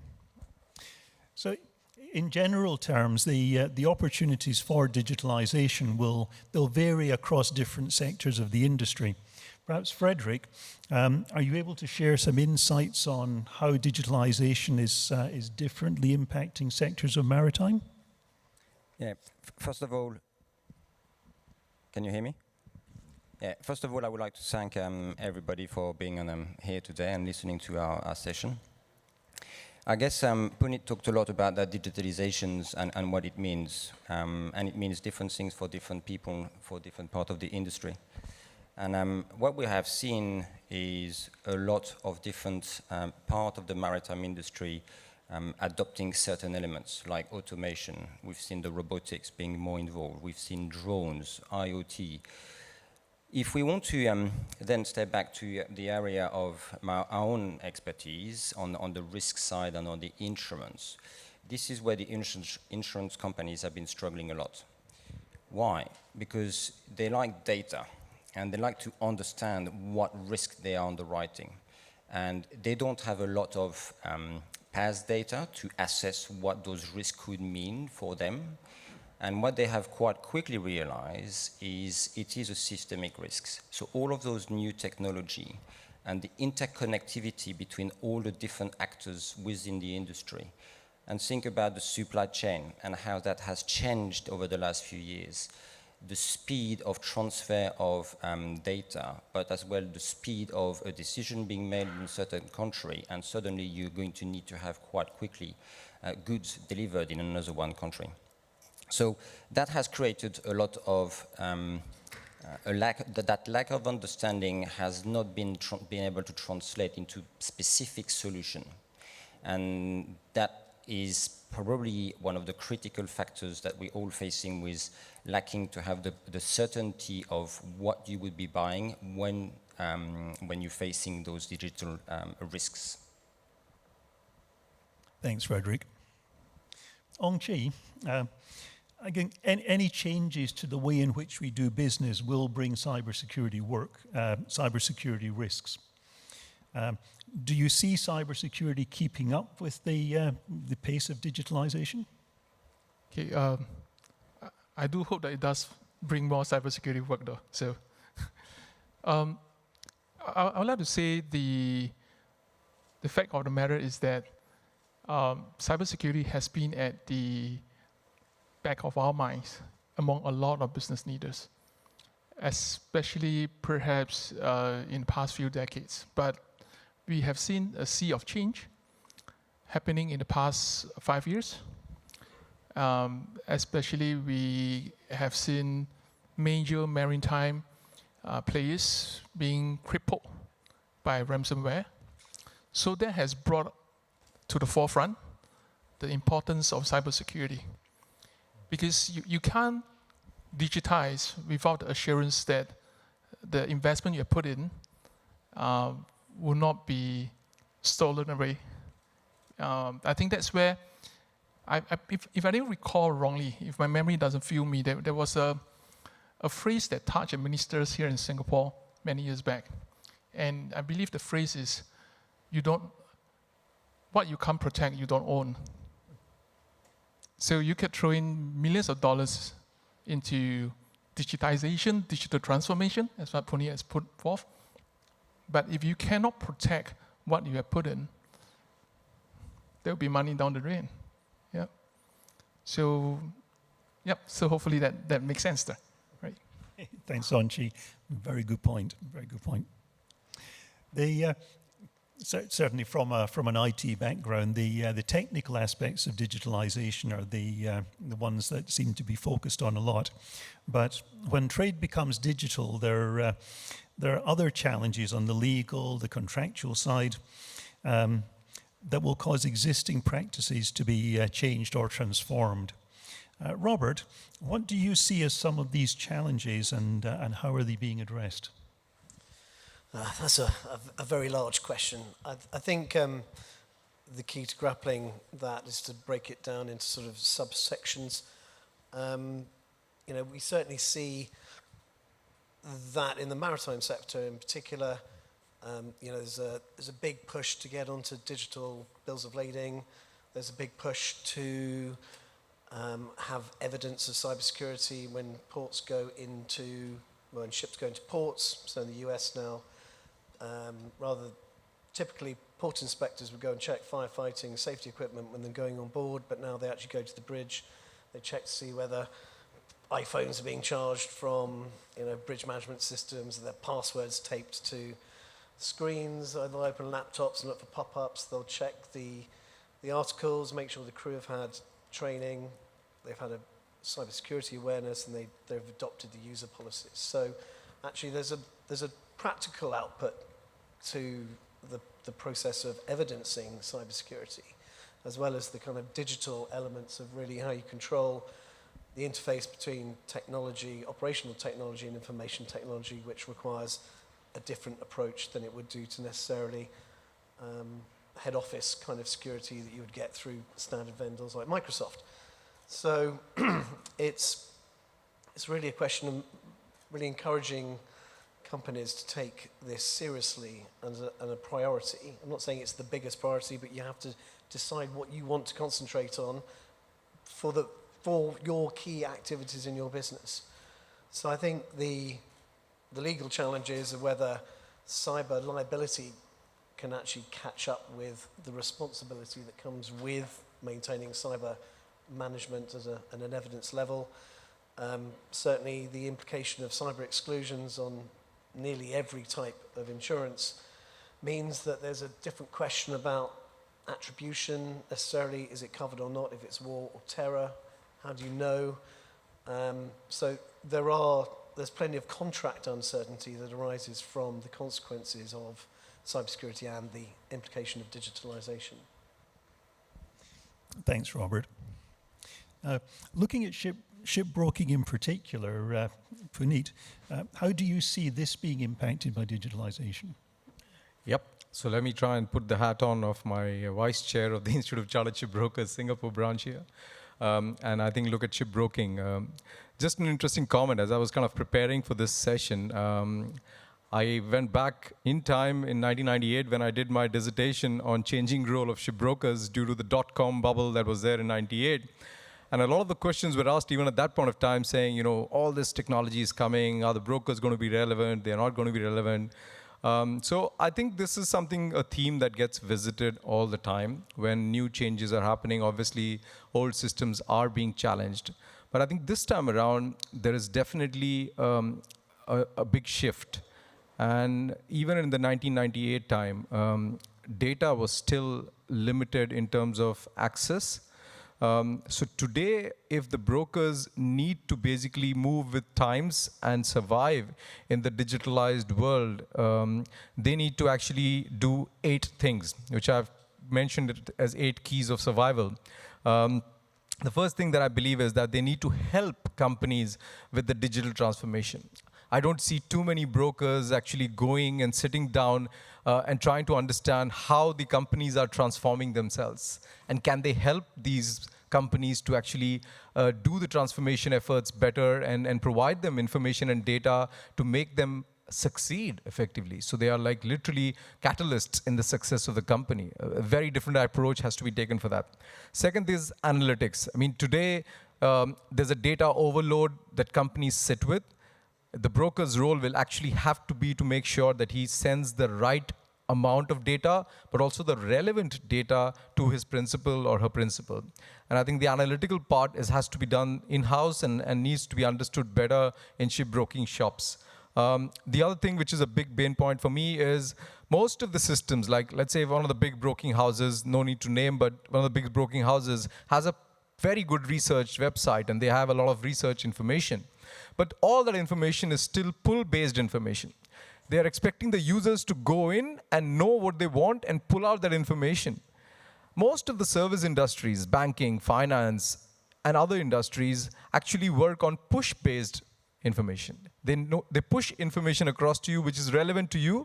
They send you notifications. They send you information which actually you can use, insights that you can use. I think brokers have to start getting more interested in pushing the right information. So if you're a broker for a company and your principal is into Australia to China trade, then you have to have relevant information going out to the principals in order to create that value as an advisor, as a guide.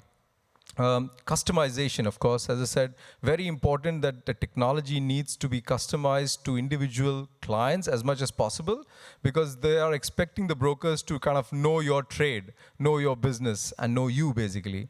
Competence building, again, that's where ICS probably comes in.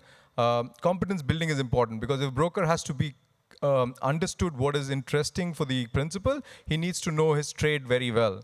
So technology can be used heavily to become more competent and build competence as well.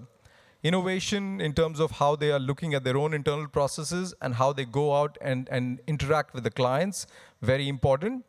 Also remember the brokers are storing on a global basis multiple information for multiple principals, but they can anonymize that information and share a lot of insights to the principals. So storing, accessing, positioning data is something very important. But all this, at the end of the day, is a means to an end, which is what I want to emphasize. Digitalization or digital transformation for broking shops must be about eventually freeing the time up to do what they should do 24/7 if possible, which is building relationships. Technology should help you to do your job better, and your job is to basically go there and help the deal through and build relationships with your clients. Most of the brokers are burdened with so many of the processes which can now be outsourced to technology, whether it's ChatGPT or anything else. This has to be used smartly and rightly to basically build human relationships, which are still the core of why deals get done in shipping industry. And that will remain, I believe, in future as well. Yeah, thanks. Thanks, Puneet. Now, whenever we discuss digitalization, blockchain eventually comes into the conversation. And this conversation is no exception. Frederick, what do you see as the relevance of blockchain to digitalization in maritime sectors? Thank you. Blockchain. It was a big flavor probably 4 or 5 years ago. There have been a lot of trial. Some have been quite successful. In the maritime sector, whether you talk about payments, whether you talk about on the insurance side, shipments, customs, warehousing, there have been trials in place. If I go back to the risk associated with that and how insurance is here to help companies to do whatever business that they want to do, the insurers, again, have not really understood that. And they have been unable to actually provide some solution. What was quite interesting, they've been a number of players that have tried to play and actually provide some form of solution when it was extremely well, the boundaries of the covers were very, very limited. A lot of them, unfortunately, have suffered some significant losses and have been extremely worried about it. But there is one point linked to that digitalization with distributed ledger technology, is one of the concepts of insurance that we have seen changing a lot in the last probably 5 years, is we used to have frequency and severity. And once I'm an advisor on the risk sides, the insurers will tell you a lot about that. So what they have seen happening is a completely new concept, what is called velocity, where before, when you had an event, whether it was insurable or not, the speed at which the losses could occur have tremendously increased. And linked to that, you could have multiple events suddenly happening at the same time. And the insurers don't have unlimited balance sheets. And if they don't understand the risks, they don't understand what you're exactly wanting to do, and don't understand where the risk could arise from, then they are not going to be able to help. So blockchain, there are some applications. The insurance industry has not perhaps covered itself in glory. There are some solutions which, when it will mature, I think will emerge, and people will be willing, capital will be willing to be there to insure for them. Thanks, Frederick. Perhaps Robert, from your experience, do you see particular challenges in the use of blockchain technology in the marine insurance sector? Yes and no. I think there is a reasonable amount of trust in a digitally distributed ledger system. I think that assurance is of comfort. I think the difficulty is if, and the kind of inquiries we most often get around this is, if a cargo was misdelivered arising out of a cyber incident on a digital ledger, how would you respond to that? And that's a very interesting question, because actually that assumes that you break into a digital system. That means the supplier of digital systems will have to have some kind of cover. In fact, those that are approved by the international group have to give an indemnity to the clubs. And we've been asked actually to ensure that. And if you're going to give a solution to that, you can't always assume actually that digital systems break down just because of an external or a malicious or other kind of interfering factor. If you design the technology behind it and you've hardwired and hard-coded things, I mean, it's possible that technology degrades over time, and in which case you could have challenges from that are in fact of a tech E&O nature rather than a cyber nature. And added to that, is it contingent P&I? Is it actually a business interruption loss for the tech provider? Is it tech E&O? Is it cyber? So I think there's a range of quite significant challenges around that. Secondly, there's been patchy adoption of digital bills of lading. In my experience, and I don't profess to say that we've seen all of the global adoption of this, but bulk cargoes used by large commodity traders tend to have used digital bills of lading. The container operators have struggled to find a community of interest around that. And I think in the end, obviously you would want a new bill of lading to speed up the transmission and carriage of cargo and the efficiency around that. But everybody's got to agree what that common platform is, and that's different because everyone comes to the question with their own legacy of their own experience. So it should be something that is adopted, and it will be. I just have to find where that middle ground is. I think in the insurance broking community and the ship owning community, there was one ship owner that required blockchain transmission of its risk data. And, on the basis that you only want to make the declaration to your insurer once, and to all of the market that follow your hull placement, for example, or whatever other insurances you buy. But I think everyone found it really difficult to use that data. And I certainly know the underwriters, you know, this is not criticism of the Lloyd's market by any stretch, but you know, it's difficult to calibrate and integrate that data if you're not part of the blockchain environment. So that requires more of the community to buy into it, which in of itself is more change. And you know, we all know that people don't like change. Absolutely. Thanks, Robert. So these days, pretty much everything we do from a technology perspective has to be governed by cybersecurity, as you were saying, Onchi. And the implications of doing this can be severe. Onchi, do you have some real life examples of cyber incidents that you can share with us and scare us with? Before I start, just have to put a disclaimer. So we are one of 4 vendors appointed by PDPC, Personal Data Protection Commission, to investigate companies that leak personal data. So what I'm sharing here has nothing to do with any proprietary information related to PDPC investigation. So putting that aside, the disclaimer aside. So in terms of war stories, right, or sad stories, depending which side of the fence you are in, I would say I won't go down to the details, but I perhaps would like to emphasize the common causes behind cyber incidents, which I think will be of interest to the audience here. And the number one root cause that I personally have seen from the cases that we have investigated, be it from the personal data breaches, we also have helped our clients who were actually investigated by our cybersecurity agency. Not because they leak personal data, they are not in charge of personal, but because they were found to be part of a botnet. For the audience, botnet basically is a network of malicious controlled nodes by the threat actors.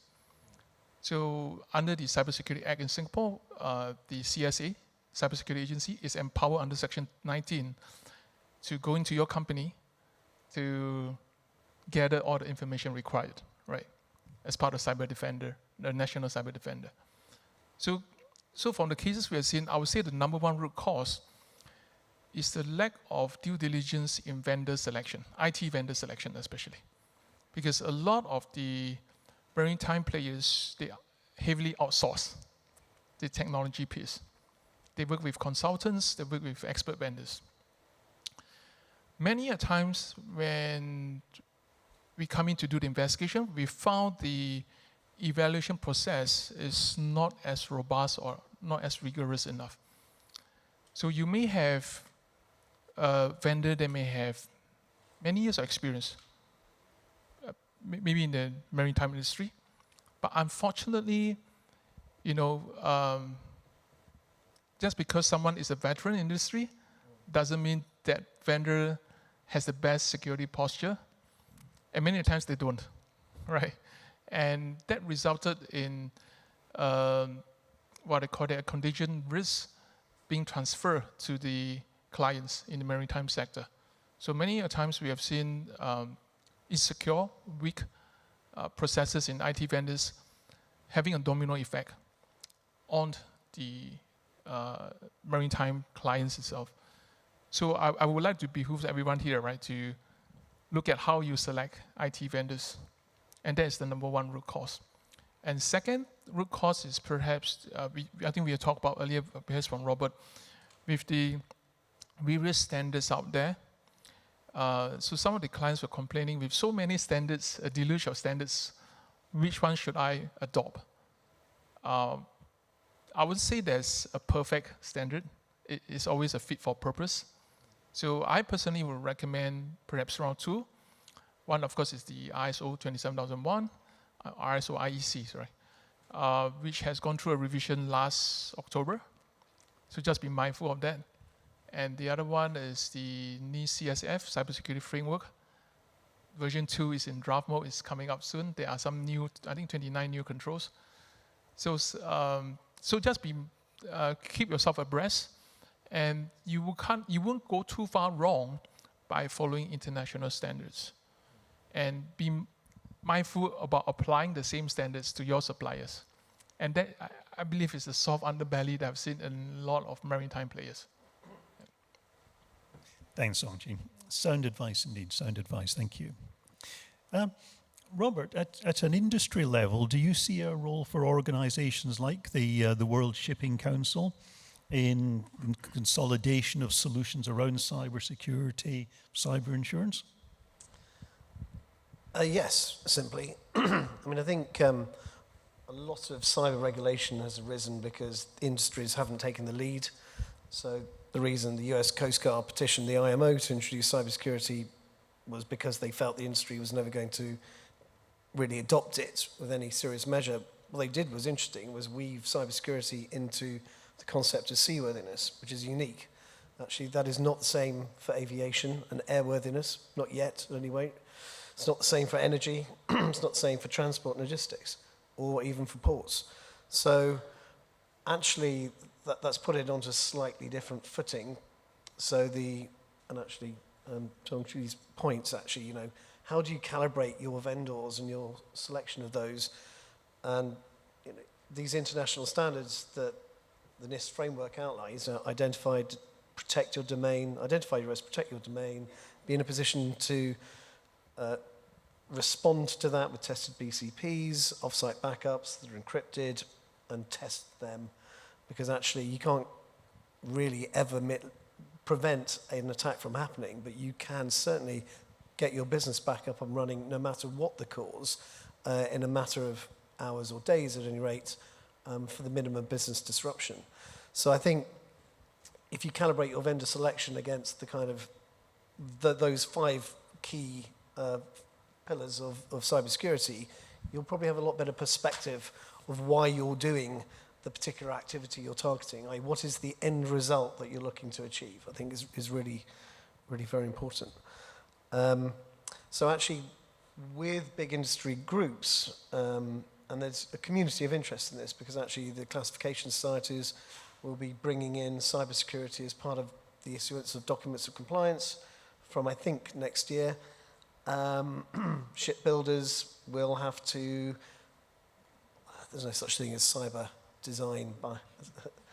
safe by design, because most of the time it's humans that override controls, which is why I think around about 90% of all cyber claims, according to IBM, arise from human activity. So it's still very much about culture and leadership. So can the shipping industry lobby the IMO to make these rules actually clearer?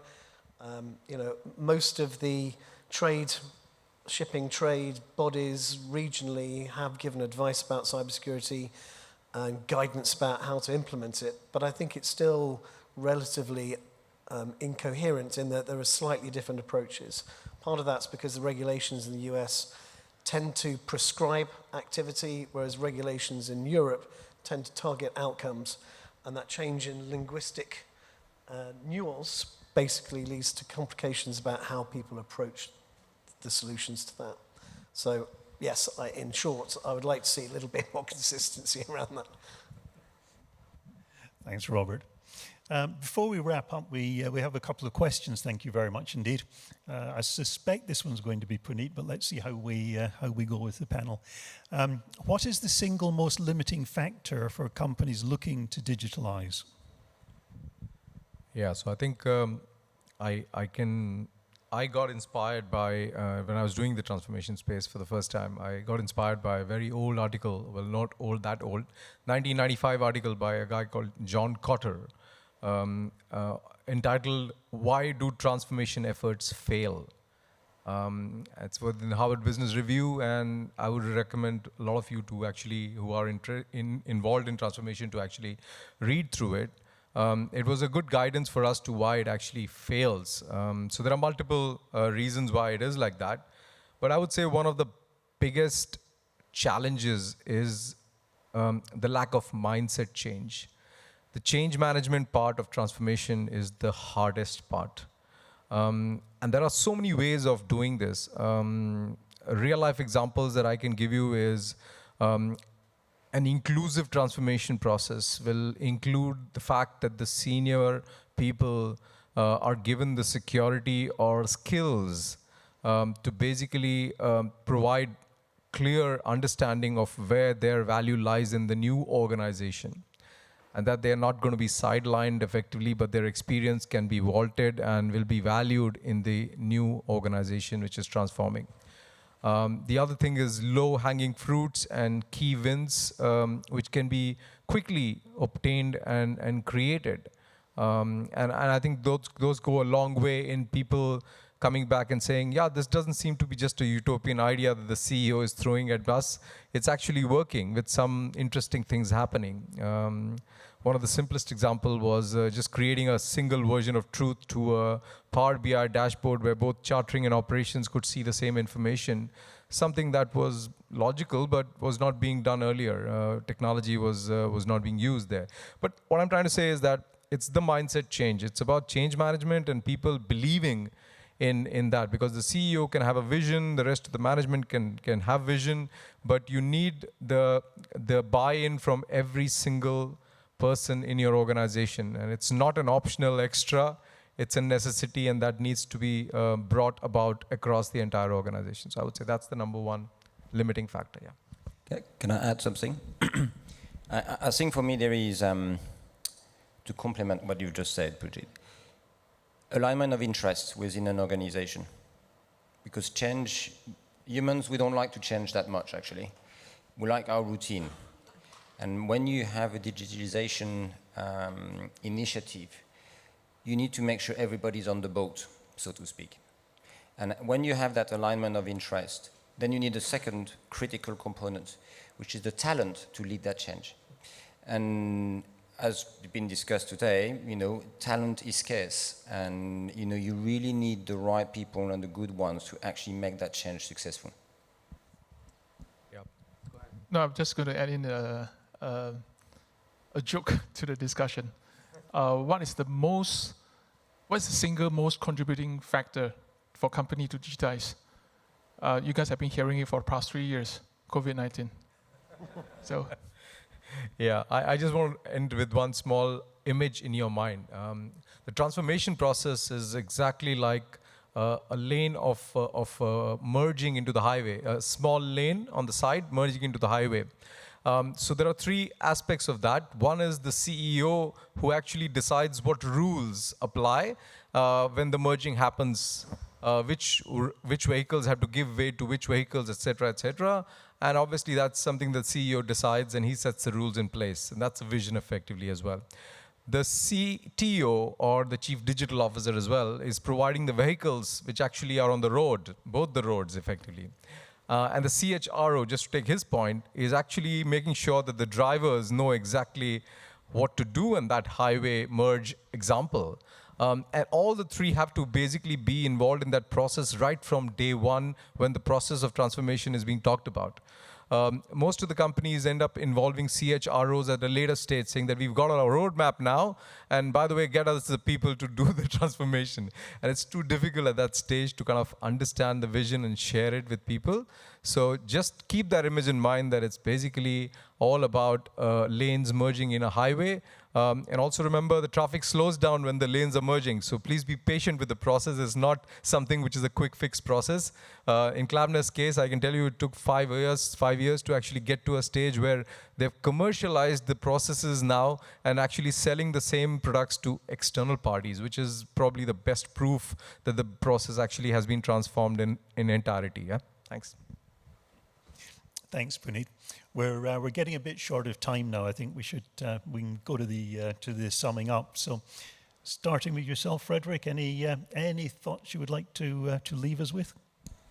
I think in terms of cyber and the risks that are associated to it, the most critical component for me is going back to the training and the education of your teams. People, as it was said before, are the single biggest source of events that have led to claims. So, if you really want to make a bit of a difference, education, education, education. The second point, looking at your own organization as well, is have very clear ideas about where your risk lies. Every single one of you will probably have a slightly different risk appetite, and you will see risk differently depending on where you actually play within the maritime industry. So we've talked. Sometimes you will have the CEO fraud, which probably quite a lot of you have heard of and have seen. A lot of those claims, by the way, nobody talks about it because everybody is ashamed when it happens, because you always say it's happened to somebody else. It happens a lot. So again, have a very good understanding about what your risks are, mitigate them, make the right decision about what you want to do with the quantification and then the transfer. Thank you. Puneet? Yep. So I can just leave you with a very simple tool that any transformation process on the commercial side should tick 5 C's. That's what I call 5C approach. The first is that it should achieve a change of mindset. That's the first C. The second C is it should achieve customer centricity. The customer must be at the heart of your transformation efforts. The third C is collaborative approach. You need to actually achieve a more collaboration across the organization in the transformation efforts that you're doing. You cannot fragment the organization while you try and transform it. Fourth C is competence building. You must achieve continuous lifelong learning, ability, and competence building for your entire organization, depending on what the works they're doing and what tasks they're doing. And the final C is what I just mentioned earlier, commercialization. If you can convince an outsider that this product is actually viable for them, then it works 100% for you. As I can see, the maritime industry has tremendous amount of extrapolation possibilities across companies. So commercialization of your transformation technology is a very useful way of determining that. So these 5 C's are my tools or keys that I believe will be helpful for all of us. Yeah, thank you. Thanks, Puneet. Robert? Key takeaways. I'd like everyone to think that cybersecurity doesn't have to be difficult. Actually, it is manageable. It doesn't have to be expensive either, but you just have to do the basics well, and that's the best starting point. So if you've got Microsoft with all the knobs turned on, that's actually, and if you're not a particularly big company, that's probably enough, actually, ironically. So proportionality is really important when you look at how you prioritize activities in your business. I think the second thing is I'd say cyber is insurable. There are challenges to that with Lloyd's bringing in cyber war and risk, terror exclusions. So you be aware of what you're buying before you place the order, because actually the biggest impediment on people buying cyber insurance is that they don't trust it to pay out when there is a claim, which sounds really obvious, actually, but let the buyer beware. I cannot stress that enough. And just to add on to what Robert mentioned, a lot of cyber insurance has pretty high amount of co-deductibles. So, and many of times the cost of the investigation is less than the co-deductible, which means you can't claim anything from the insurance though. So my 2 cents worth for the closing is that engage experts. You don't self-medicate. So neither should you, I'm not sure whether it's such a word called self-cyber yourself. Because if you are not, you do not have in-house domain expertise in this area, look for external help. Okay. Ladies and gentlemen, thank you very much indeed, the panel. Thank you. Thank you. Thank you, Ross. Thank you to our panel. And please invite our panel to step forward for a photograph. Let's wait for our photographer. Thank you so much. Perhaps you can converge to the center, please. Thank you very much.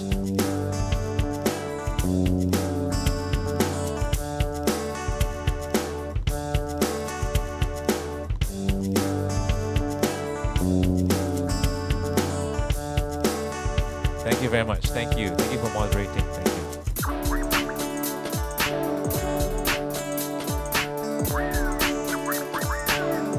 And so, ladies and gentlemen, once again, we need your assistance to help us with the feedback on Pigeonhole. Thank you. Please help us with the, I think it's only 2 questions, if I'm not wrong. 2 rating scale questions. So we'll really appreciate your assistance to help to tell us how the panel was for you. And this will help us to improve the further panel. So the Pigeonhole QR code is on screen again. Feel free to scan it and input the passcode SNW 2023. If you can't scan the QR code, simply input the pigeonhole.at URL. Just some quick announcements as we refresh our stage for identification purposes and entry to the conference sessions. Please help to wear your name badges at all times. May I ask you to check out the SMW show dailies? Perhaps, do we have time to show up the show dailies QR code? Yeah, this is a QR code that will lead you to the page where we show the summaries of what's been happening for every day at SMW 2023. So if you want to find out more, simply scan the QR code and you can download. This is quite impressive because every day we have a team that summarizes and creates a wonderful digital publication just to show you what's happened the day before, and there's a compilation of all the show dailies on via this QR code. I would also like to take a moment to thank our sponsors and partners. Thank you so much for supporting this event. Lead sponsor, Fortinet. Platinum sponsor, ABS. Silver sponsor, The Signal Group. Bronze sponsors, Alpha Ori, IMC, Inmarsat, Nautilus Labs, Zero North, as well as Innovation Startups Partnerships. We have Skyports and TechPeer and all other sponsors. Thank you all very much. I believe we have... Yeah, we're ready. All right, thank you. And so this is the final panel of the day. Thank you so much for staying with us. The next panel is focusing on the topic of the current state of green financial markets for shipping. And we have our panel moderator, who is Mr. Ritesh Taka, Senior Advisor, Asia Pacific Convergence. And we invite our panel moderator on stage. Welcome, welcome. Thank you for applauding. Thank you. And joining Mr. Taka on stage, we have Mr. Daryl Tan, Chief Risk Officer, FPG AIM Capital. Welcome. And next we have Mr. Dhruv Narain, Partner, AP Moller Capital. Welcome. And then we have Ms. Pei Suchan, Head of Corporate Finance and Treasury, Hafnia. Welcome. And now we have Mr. Heng Shi Chen, Head of Maritime Research and Decarbonization, Standard Chartered Bank. Welcome. And last but not least, we have Mr. Peter Veselas, General Manager, Investment Banking, Finley Securities. Welcome. Thank you very much, ladies and gentlemen. Let's give our last panel of the day a round of applause, please, to welcome them. Thank you. Thank you very much for the kind introduction, and of course, good afternoon to everyone. We know the last session is normally not the best time, but we will make this as one of the best sessions. So looking forward to your participation in form of questions. All right, I would also like to welcome our panelists on stage. Thank you for taking out time for sharing insights on a very interesting session, which is going to focus on the current state of green financial markets for shipping. But before we begin, let me first introduce Convergence. As many of you all may not know us, Convergence is basically an ecosystem builder and a global network of public, private, and philanthropic organizations working on blended finance. And what is blended finance? It is essentially nothing but it tries to bring catalytic capital from public and philanthropic organizations where we can scale private sector capital to advance sustainable development goals. And over the course of last couple of years, we've seen some transactions and facilities in the maritime industry. And one of the ones which I would like to talk about is the Blue Finance Pacific Hub. This is a blended finance facility which was announced at the COP27. And this was in conjunction with the Global Environment Facility, the Asian Development Bank, and the Nordic Development Fund as well. And the whole idea of this fund was to see how we can bring around 50 million of grant capital from these public sources, which can attract more than $500 million of catalytic capital from private sector, which can really advance projects in the maritime industry. So we already have some examples here. Just a very quick how are we going to structure this session? We have divided this session in 3 parts. Part 1, we will essentially focus on the current trends in the greening the maritime industry. What do we see across 3 levers? Technology, regulations, and financing. In part 2, we will do a more deep dive into the financing part. And in part 3, we will essentially talk about the solutions. What is it that we need to do so that we can advance this journey in the green financing? Just to very quickly set the context, can I request this slide and of course, we've heard a lot about this during the whole journey of this conference as well. So I will not go through all the points, but the most important point is the last one, and this is the what it will take for us to decarbonize the maritime industry. And what we are looking at is a number which is close to around 1.9 trillion, and that is definitely huge. And of course, this is going to be across various levers, focusing on logistics and digitalization, innovation in designing fuel-efficient engines and ships, innovation in alternative fuel, and carbon capture technology. So how will we reach there? And this is where I think we have just the right panel who is going to help us get some answers and solutions which will get us there by 2050. So welcome again. And with this, let me start my first round of questions to our esteemed panelists. And the first question essentially is to CC. What is the current state of ESG and green financing in the shipping industry? What are the key trends that you see based on all the research that you are undertaking at Standard Chartered? Thanks, Ritesh. Maybe before I start, I'd like to commend the 25 degrees Celsius. I'm surprised no one has mentioned it yet. It's nice to be able to feel my fingers in a conference room. I think this was asked to Martin from ING earlier as well. So I think he's covered sort of increasing demand. I think the value add that I have there is the conversations that we're having with clients now is a lot different. I think 2 to 3 years ago, our clients would come to us and we will say, hey, this is a super eco vessel. You should look at sustainable financing. And conversations today are, hi, Standard Chartered, this is a dual fuel ship. Can I get sustainable financing for that? I think the second trend, which wasn't really covered earlier, was that I think the ESG financing markets is in a state of flux. What's considered green 2 to 3 years ago may not be considered green today. There's a huge magnifying lens on this from what has happened earlier this year. Obviously, there are ongoing lawsuits happening right now from NGOs to European banks for financing oil and gas companies. So from a bank's perspective, thankfully in Standard Chartered, we have a very strong sustainable finance team with their frameworks to help us attach the appropriate labels to this.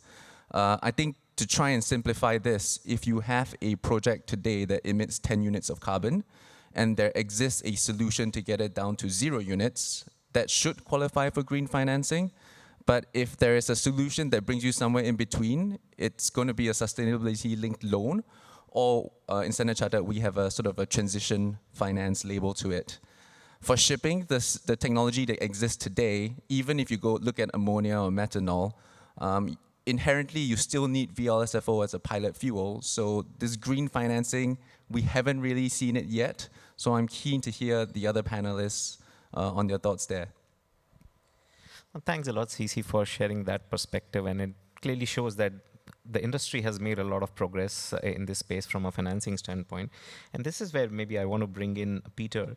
Of course, CC lightly touched upon the point on what is green and what is not green.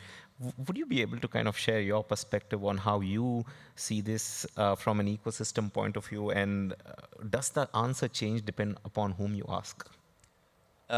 Certainly. I think it's said that the human eye can distinguish more shades of green than any other color. And it sometimes seems to us that that also applies, asking investors about what is green in the maritime industry. So, and CC also touched upon this. I think also the answer changed compared to when you ask the question, right? So we went through in 2020 and 2021 a significant boom of green, clean tech, SPACs, etc. Oil prices were negative, and it seemed at the time as if we just kind of flipped the green switch, Oil and gas was yesterday's news, and now it was all about green investments. I think it's fair to say now, in hindsight, that this was partly driven by excess liquidity in the market and speculative buying. We have seen in the capital markets a resurgence into more cash flow generative businesses and a renewed interest into oil and gas related companies. But I think one thing that is important to keep in mind is we still sense that investors have kept the sentiment around the green transition. So it's in the back of their minds.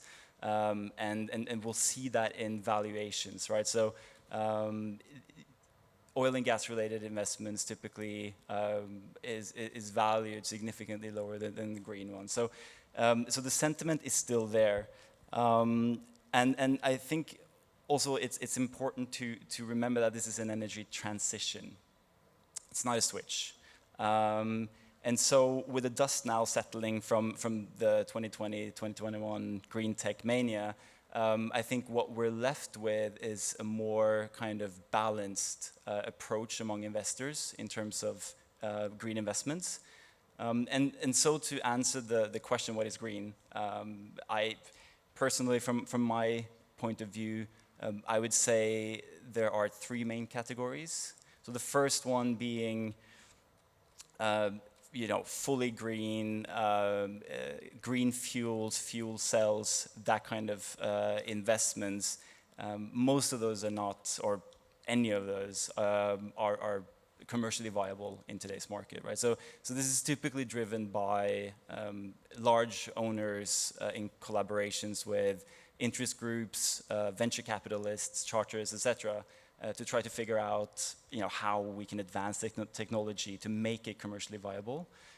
The second group that we see in the capital markets is for assets which not necessarily are green by themselves or have a green angle by themselves, but which operate in establishing renewable energy infrastructure. So think SOVs operating in the offshore wind segment, for example.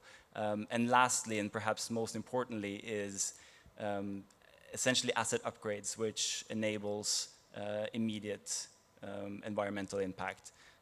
That can be LNG, LPG propulsion, wind assistance, silicon paints, etc.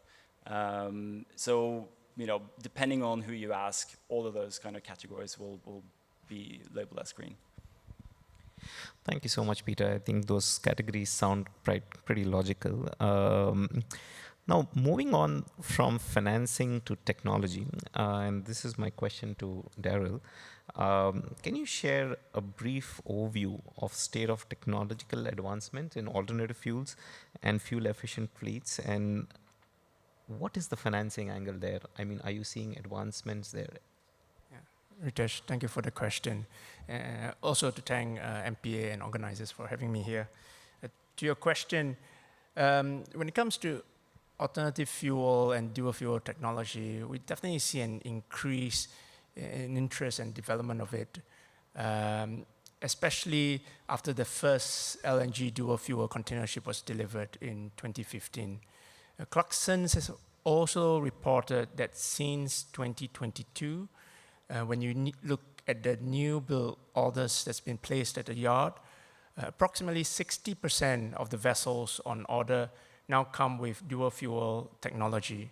So definitely this forefront on the minds of owners and financiers. Besides LNG dual fuel, what you also see now is that LPG vessels are burning LPG as a fuel. There's increased usage of biofuel blends for bunkers. Maersk has ordered methanol dual fuel vessels in 2021, and since then, a lot more owners have followed suit. Ammonia and hydrogen are, of course, being looked at very seriously as zero-emission fuels, but there are a lot of complexities. And besides just fuel, in the short sea market, I think Peter mentioned some of that batteries and fuel cells are being used to supplement energy sources. So you see a lot of development and progress in trying to get energy efficiency in shipping. So this is all very encouraging. I think from a financing perspective, if you look at LNG dual fuel, that has been around for a lot more years. So the market is a bit more mature and financiers are much more open to financing this type of assets. And we look at the capital stack of a shipping company, senior debt is typically the lowest cost of capital in all companies. And these are typically provided by commercial banks. And because it is very cheap cost of capital, banks that provide this financing typically don't want to take a lot of risk. They don't want to take new technological risk. So the challenge is that with the newer technology, say with methanol dual fuel vessels, and in the future, ammonia dual fuel vessels, how do we get financiers over the hump and to have them assist in financing these assets going forward? Yeah, so I think as more technology come to the forefront, this becomes more challenging for the traditional, conventional banks to provide financing. And of course, this is linked to the risk related to it, which of course makes a lot of sense. So moving on from technology to then regulations, and this is where I would like to get Shuzan in. Shuzan, from where you sit, how do you see the current state of key regulatory developments and rules, regulations, incentives, public perception on this whole shifting towards green in the maritime industry? How do you see it from your point of view?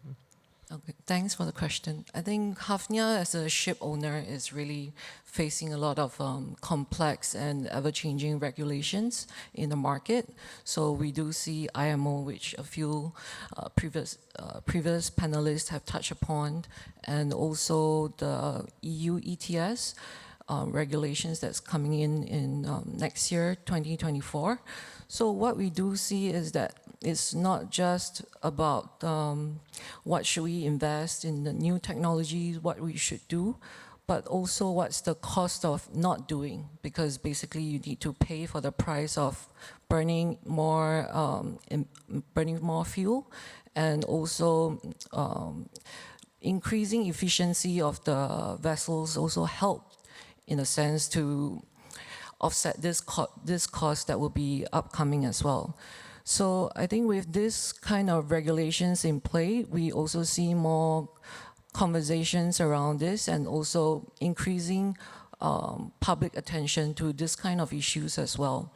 I think back in 2020, when we first listed in the Oslo Stock Exchange, I think investors were asking management, what's the outlook of the shipping market? What's your shipping strategy? And so I think back then there was no ESG question at all. So now I think in investors meetings, what we do here is then, what is your ESG strategy going forward? What are you going to do to decarbonize your vessels? So I think this has been at the forefront of the investors' mind, but also the public mind, the public sentiment about their impression of shipping. So I think it's very important, and I think with the regulations also comes with, I think, government support to all this decarbonization journey.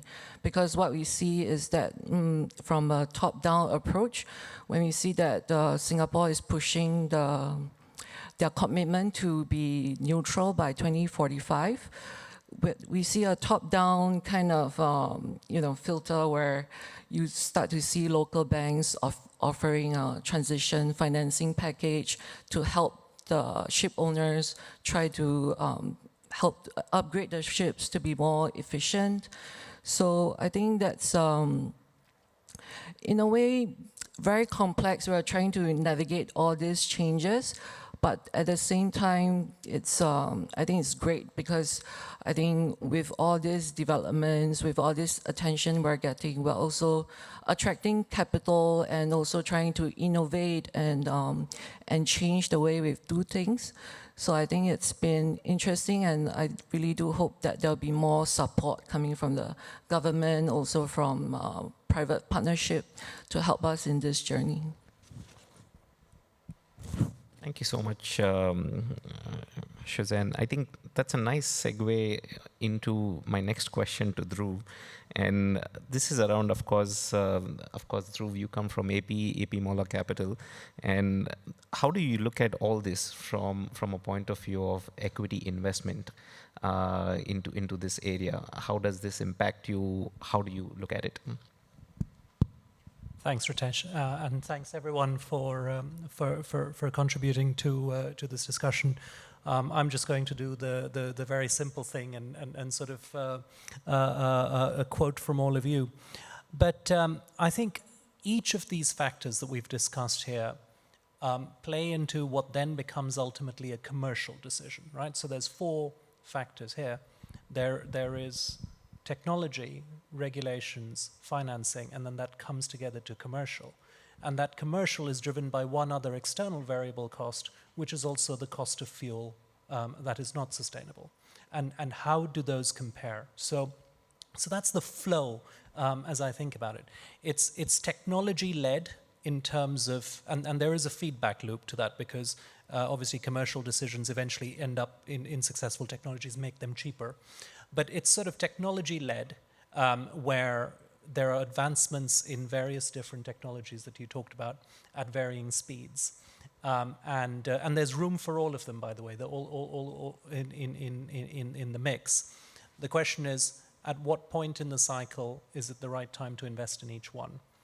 That then leads to regulations. The regulations need to come in order to be able to pick one or the other at a given point in time of the various technologies to make them more viable and scalable. That leads to the financing because, as you pointed out, the financing is a low-risk piece of the puzzle. And sitting back and then taking a commercial decision, we have to look at all of those factors and then say, what does that mean for our equity? And the equity cost of capital therein. And what does that mean on a relative base? That's an absolute discussion. But then what does it mean on a relative value discussion around either other technologies or the cost of fuel in the market? So that's sort of how it all comes together. Having said all of that, I mean, we're a huge investor into the space, as you know.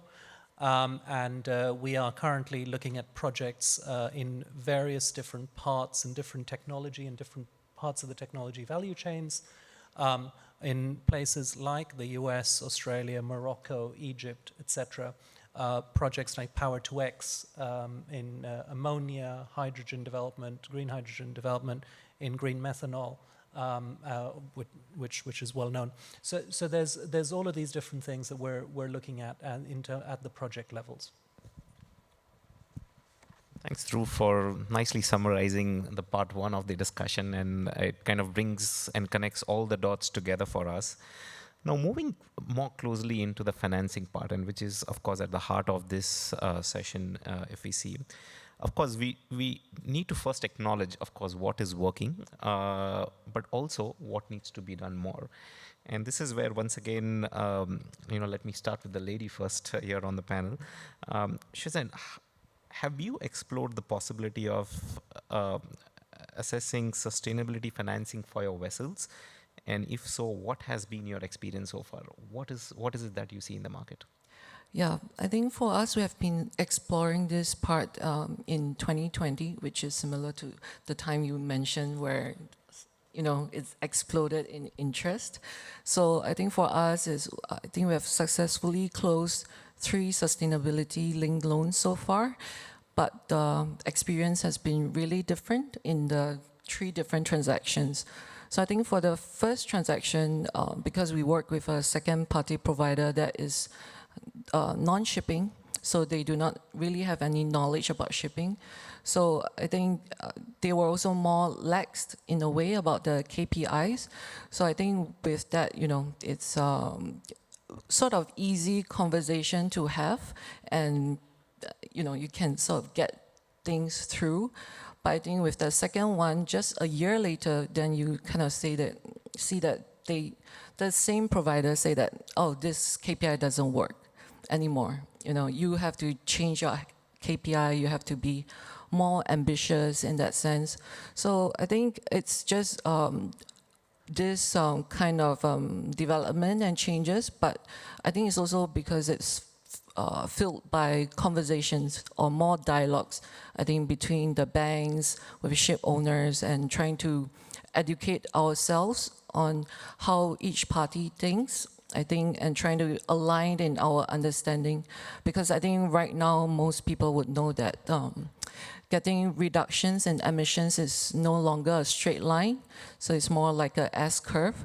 So I think it's really through all these dialogues that I think we're sort of finally beginning to understand each other, and also finding sort of a pathway that we can agree on to transition.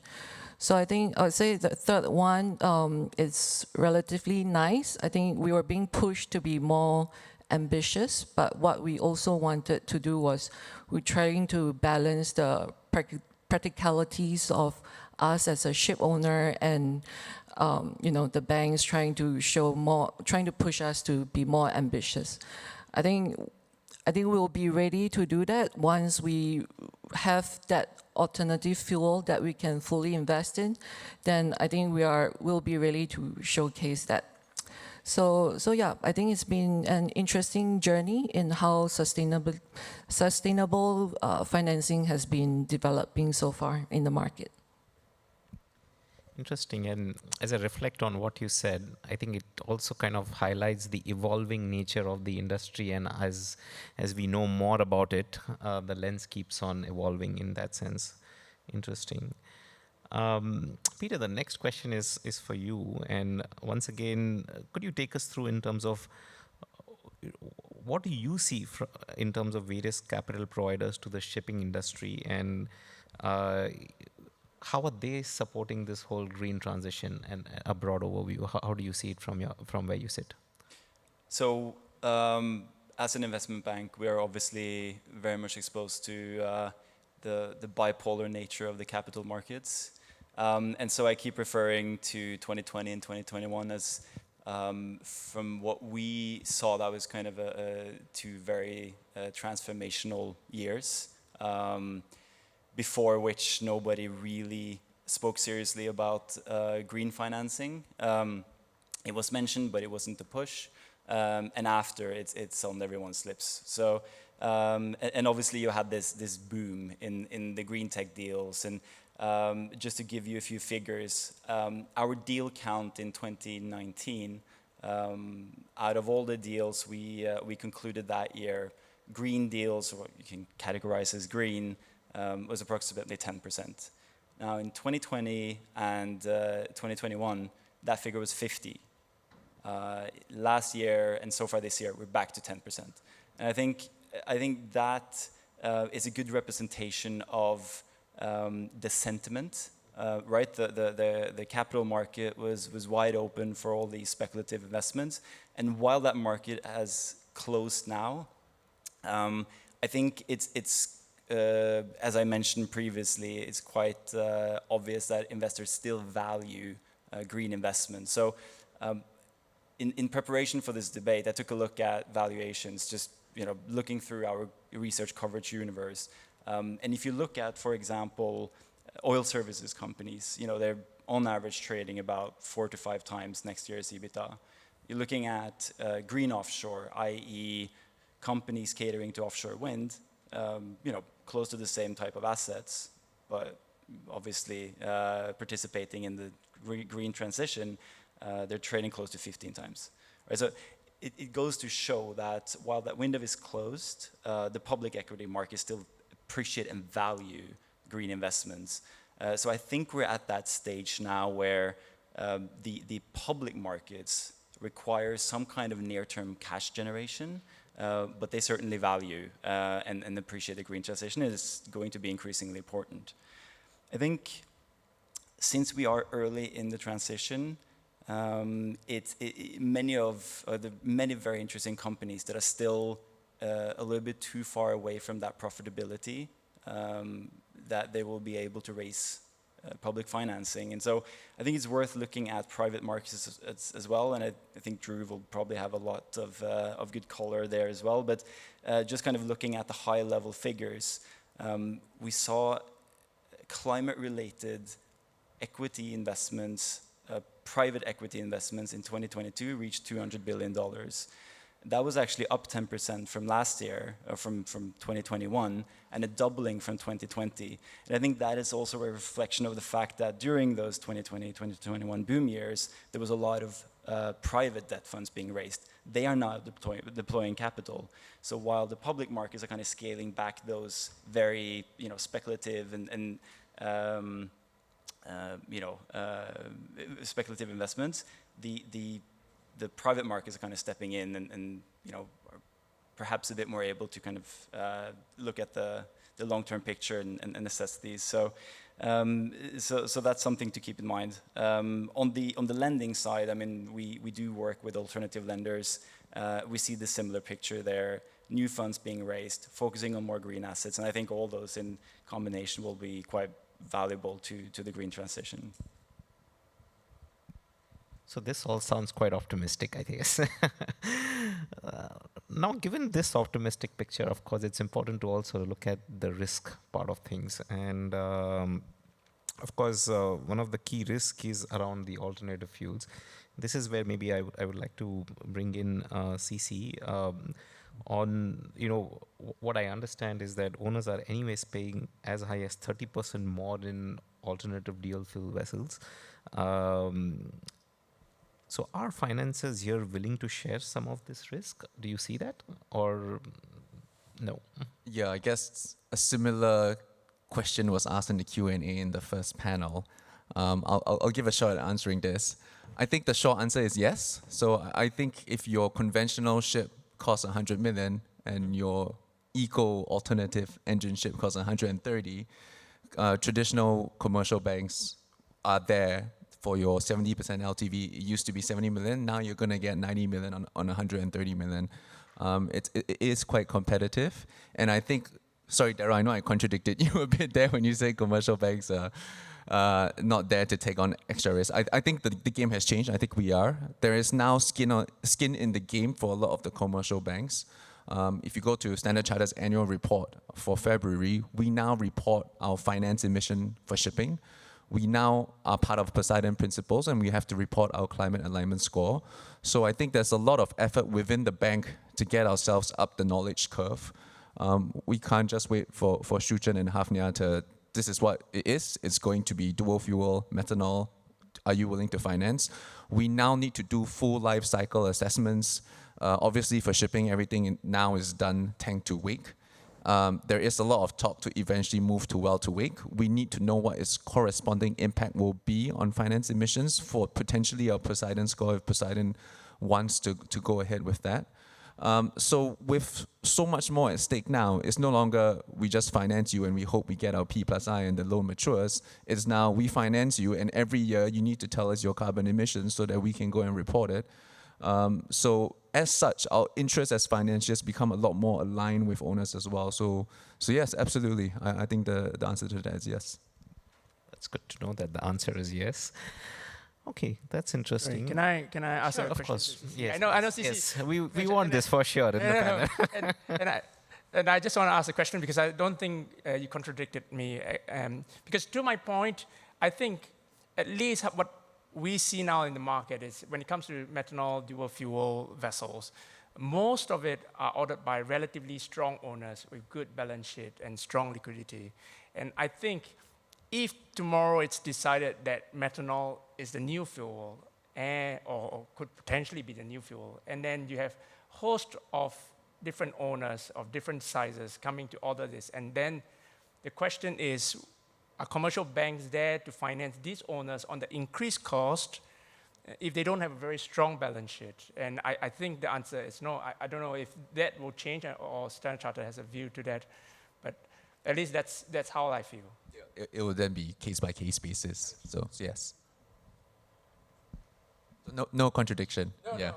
And I guess the premium matters as well. If someone comes tomorrow and 100 million ship is now 200 million ship for a nuclear vessel, it's not a no. It's let's sit down and discuss to see what the full impact is, to see whether we can do 70% of 200 million for a nuclear vessel, which so far no one has come to us yet. Fortunately not. That's interesting. Thanks for bringing that question up. Since we are on the point of technology and alternative fuels, Dhruv, maybe this is a question for you. Within the AP Moller Group, do you have a preferred technology or structure that you all invest in? No, I think the short answer is no, but it's a qualified no. I think the AP Moller Group obviously has taken delivery of dual fuel vessels, and those are green methanol. So clearly, at this point in time, that is the alternative fuel of choice that a bet has been made on.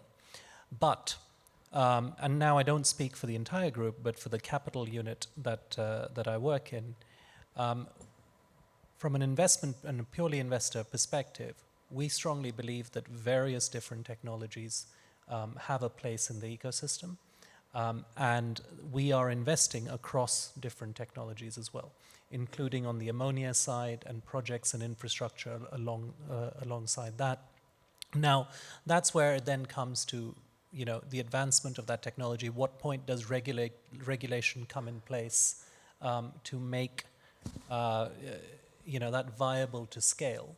And only at that point, then, of course, does it become something that can be commercialized to the point of taking delivery of vessels, or ordering or building or taking delivery of vessels. That's a way out into the future.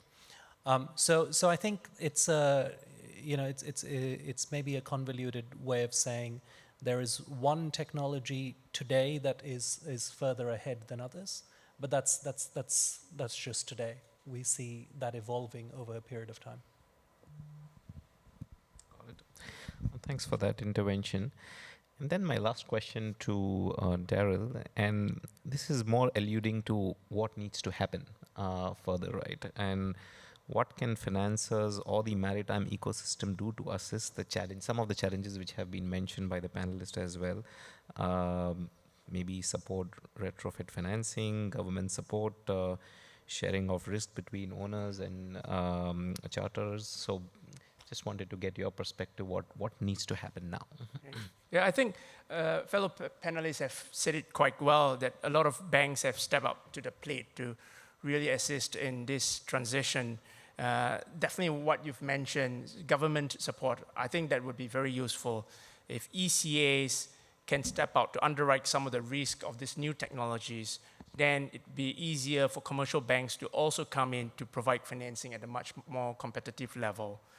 I think greater sharing of risk between different parties in the ecosystem, especially between owners and charterers, and I think Peter alluded to this point earlier, basically making the structure much more viable from a commercial perspective. So just as an example, if someone finally orders a dual fuel ammonia vessel, it would be useful if there's a charterer that says, well, this vessel costs 50% or 40% more than the conventional vessel. I would charter it for the next 10 years at an increased rate that can support the additional cost of the vessel. That will help help financiers provide financing as well. So I think these are some of the factors that can happen. But besides these big technological improvements, I think to accelerate decarbonization, one of the things that owners and financiers can also look at is to look at energy-saving devices. We talk a lot about alternative fuel today, but over the last few months, we had a lot of discussions with technology providers, coating manufacturers. We talked to wind propulsion systems. We talked to optimization developers.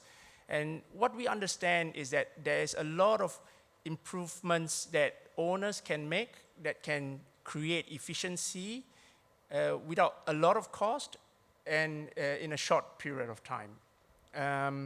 We think, well, I think in one of the earlier panel, Wistin talked about this, that while there's a lot of owners already doing things like this, but maybe there's still a big tail of owners that have not caught on to it yet. And I think what owners should definitely look at energy efficiency through quick wins if they are not already looking at it. And financiers should also help to finance some of these retrofits or these simple improvements. We at FEG AIM Capital is definitely looking at raising a fund that can help owners do that. Maybe I'll just add a data point to that. So I was at a panel on Tuesday, and a gentleman on my left, who is the managing director of a container company, he actually spoke to his customers, and on energy saving technologies, he was able to install it with a 50-50 split with his customers. So it's no longer just on the burden for the owner to pay for these higher costs. The charterers are there as well, because decarbonizing the shipping chain also decarbonizes their entire chain, which is better for their own reporting as well. So just an extra data point. Fantastic. Thanks for sharing this. Thanks. It would be nice to know which charterer did that. We can inform our technical team as well. It's a container owner operating in the Scandinavian region, so maybe they have a bit more understanding charterers. I'll let you know if I find someone in this area. All right. Now that's great. I think this nicely wraps up the part 2 of the conversation as well. And just to mention on the last point on de-risking, and this is where maybe potentially even structures like blended finance could be very interesting, where you could potentially get de-risking support from government or multilateral development banks to really invest in these technologies, and where commercial capital can also flow in. So just wanted to tie into the introduction which I made on blended finance also. I think we have some very interesting questions from the audience, so thank you very much for being very participative. And I'm going to put one on the screen. It should be right there. Basically, the question is, would the panel be able to explain and provide some examples, that is perspective on how green finance be monetarily beneficial to ship or boat owners as compared to traditional, because I don't see it fully here. Okay, it's here. Compared to traditional FN practice. Who would like to take this question from the panel? I can give it a go. Sure. As I said earlier, I think we haven't really done green financing for shipping yet in Standard Chartered. We've done SLLs. Today, if you do a SLL loan versus a non-SLL loan, we provide a ratchet discount. It's a single-digit discount, but I think as the market evolves, that gap is only going to widen. I think in the bond market, which is not really my area of expertise, I think you can see a 50 basis point.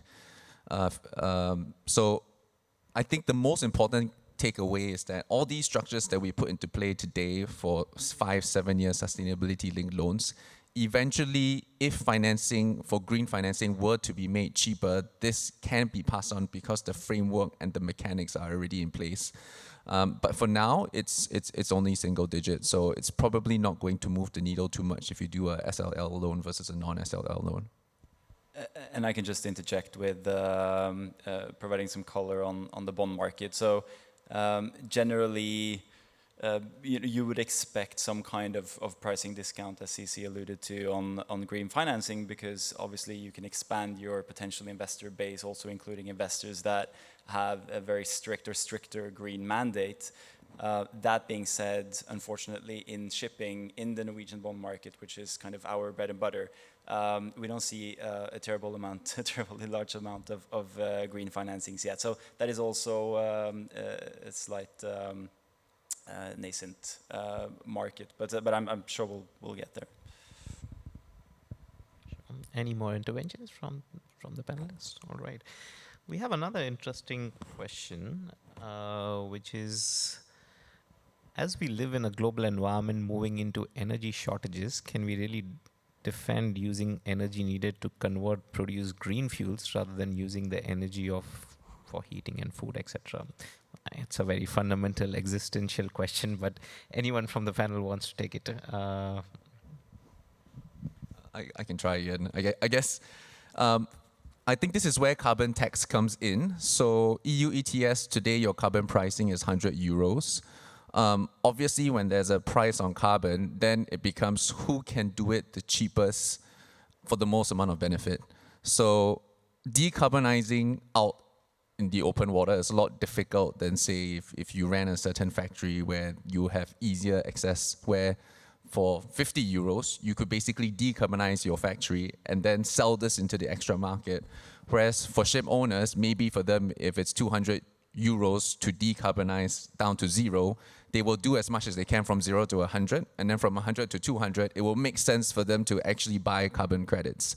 So with time, if the carbon market constantly increases in price, then that's where you will see who it makes the most sense to decarbonize. And then, you know, if people can't even put food on their plates, maybe we should be focused on channeling money to that instead of carbon solutions. But I think carbon tax hopefully can help address that problem. Yeah, that's an angle I wasn't thinking about, but I think it's very relevant. I think it doesn't have to be an either-or question. It was going to be my absolute first response. I think that we need to find solutions for climate change and energy efficiency and renewable energy development in every part of the value chain. Power generation for fixed homes can come from renewable sources in a very different way and a very different sourcing mechanism, as most of us know, wind, solar, etc., relative to what it is for liquid fuels and vessels. So I don't think it is a straightforward replace type question. And I think in that lies a lot of optimism, because I think that we can pursue both of those avenues or all of those avenues. I think the other one is to think about the flip side of that question, which is if we weren't to pursue green financing or green fuels for shipping, what would that do to global trade? What would that do to the cost of food and goods? And does that lead to poverty or exacerbate the cost of goods and poverty in certain places? Is that an efficient allocation of resource around the world either? So I think those are complex questions. No one has answers, but I think it's worth thinking about because the answer lies through analyzing those different channels. Got it. Thank you, Dhruv. I know we are pretty much out of time, but I like one of this question, and can I take your permission to extend this by 2 minutes? Is it okay? All right, wonderful, thanks. Now, the next question is definitely a very interesting one, and this is with respect to the rating agencies and how are they engaged in such green financing, and what do you think about hybrid capital? I think maybe I can try this question. So I think what I know from our own ratings is that for sure they're not engaged, because I can say that our rating right now is not ideal. And what we are trying to do is actually to communicate, discuss openly with them to understand what do they need to see actually to help increase our ratings, because I don't think they really understand our strategy and also what we are doing to try to achieve 2030, 2050 net zero emissions. So I think it's quite interesting. I would say it's almost two different parties that are working on this. So with the SPOs, now they know more about us. They gave us this certain stamp on our financing, but with rating agencies, I think it's a whole different ballgame, and that's also a new conversation right there. Got it. Wonderful. Thank you so much. This has been an excellent panel discussion. I think somewhere in part 2, we also touched upon a lot of solutions as well. So I hope there are some interesting takeaways for all. Apologies, we are running out of time, but we could have gone in for another 15-20 minutes easily with more solutions. But thank you very much for being a very engaging audience. Thank you very much for these questions. And thank you to this esteemed panel, which is sitting here, which really gave us some very interesting perspective. A big round of applause, please. Thanks. Thank you, Mr. Taka. Thank you. I'd like to invite our panelists to rise for a photo, perhaps to converge to the center, so that we can have a nice photo for all of you.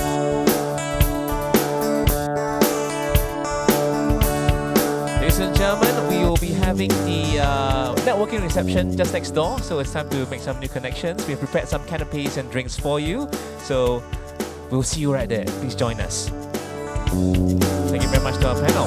So we have come to the end of the forum. Thank you all for your kind participation and for your feedback as well. Many thanks to Maritime and Port Authority of Singapore, Informal Markets, speakers, delegates, sponsors and partners who have supported this event as well. Thank you all very much.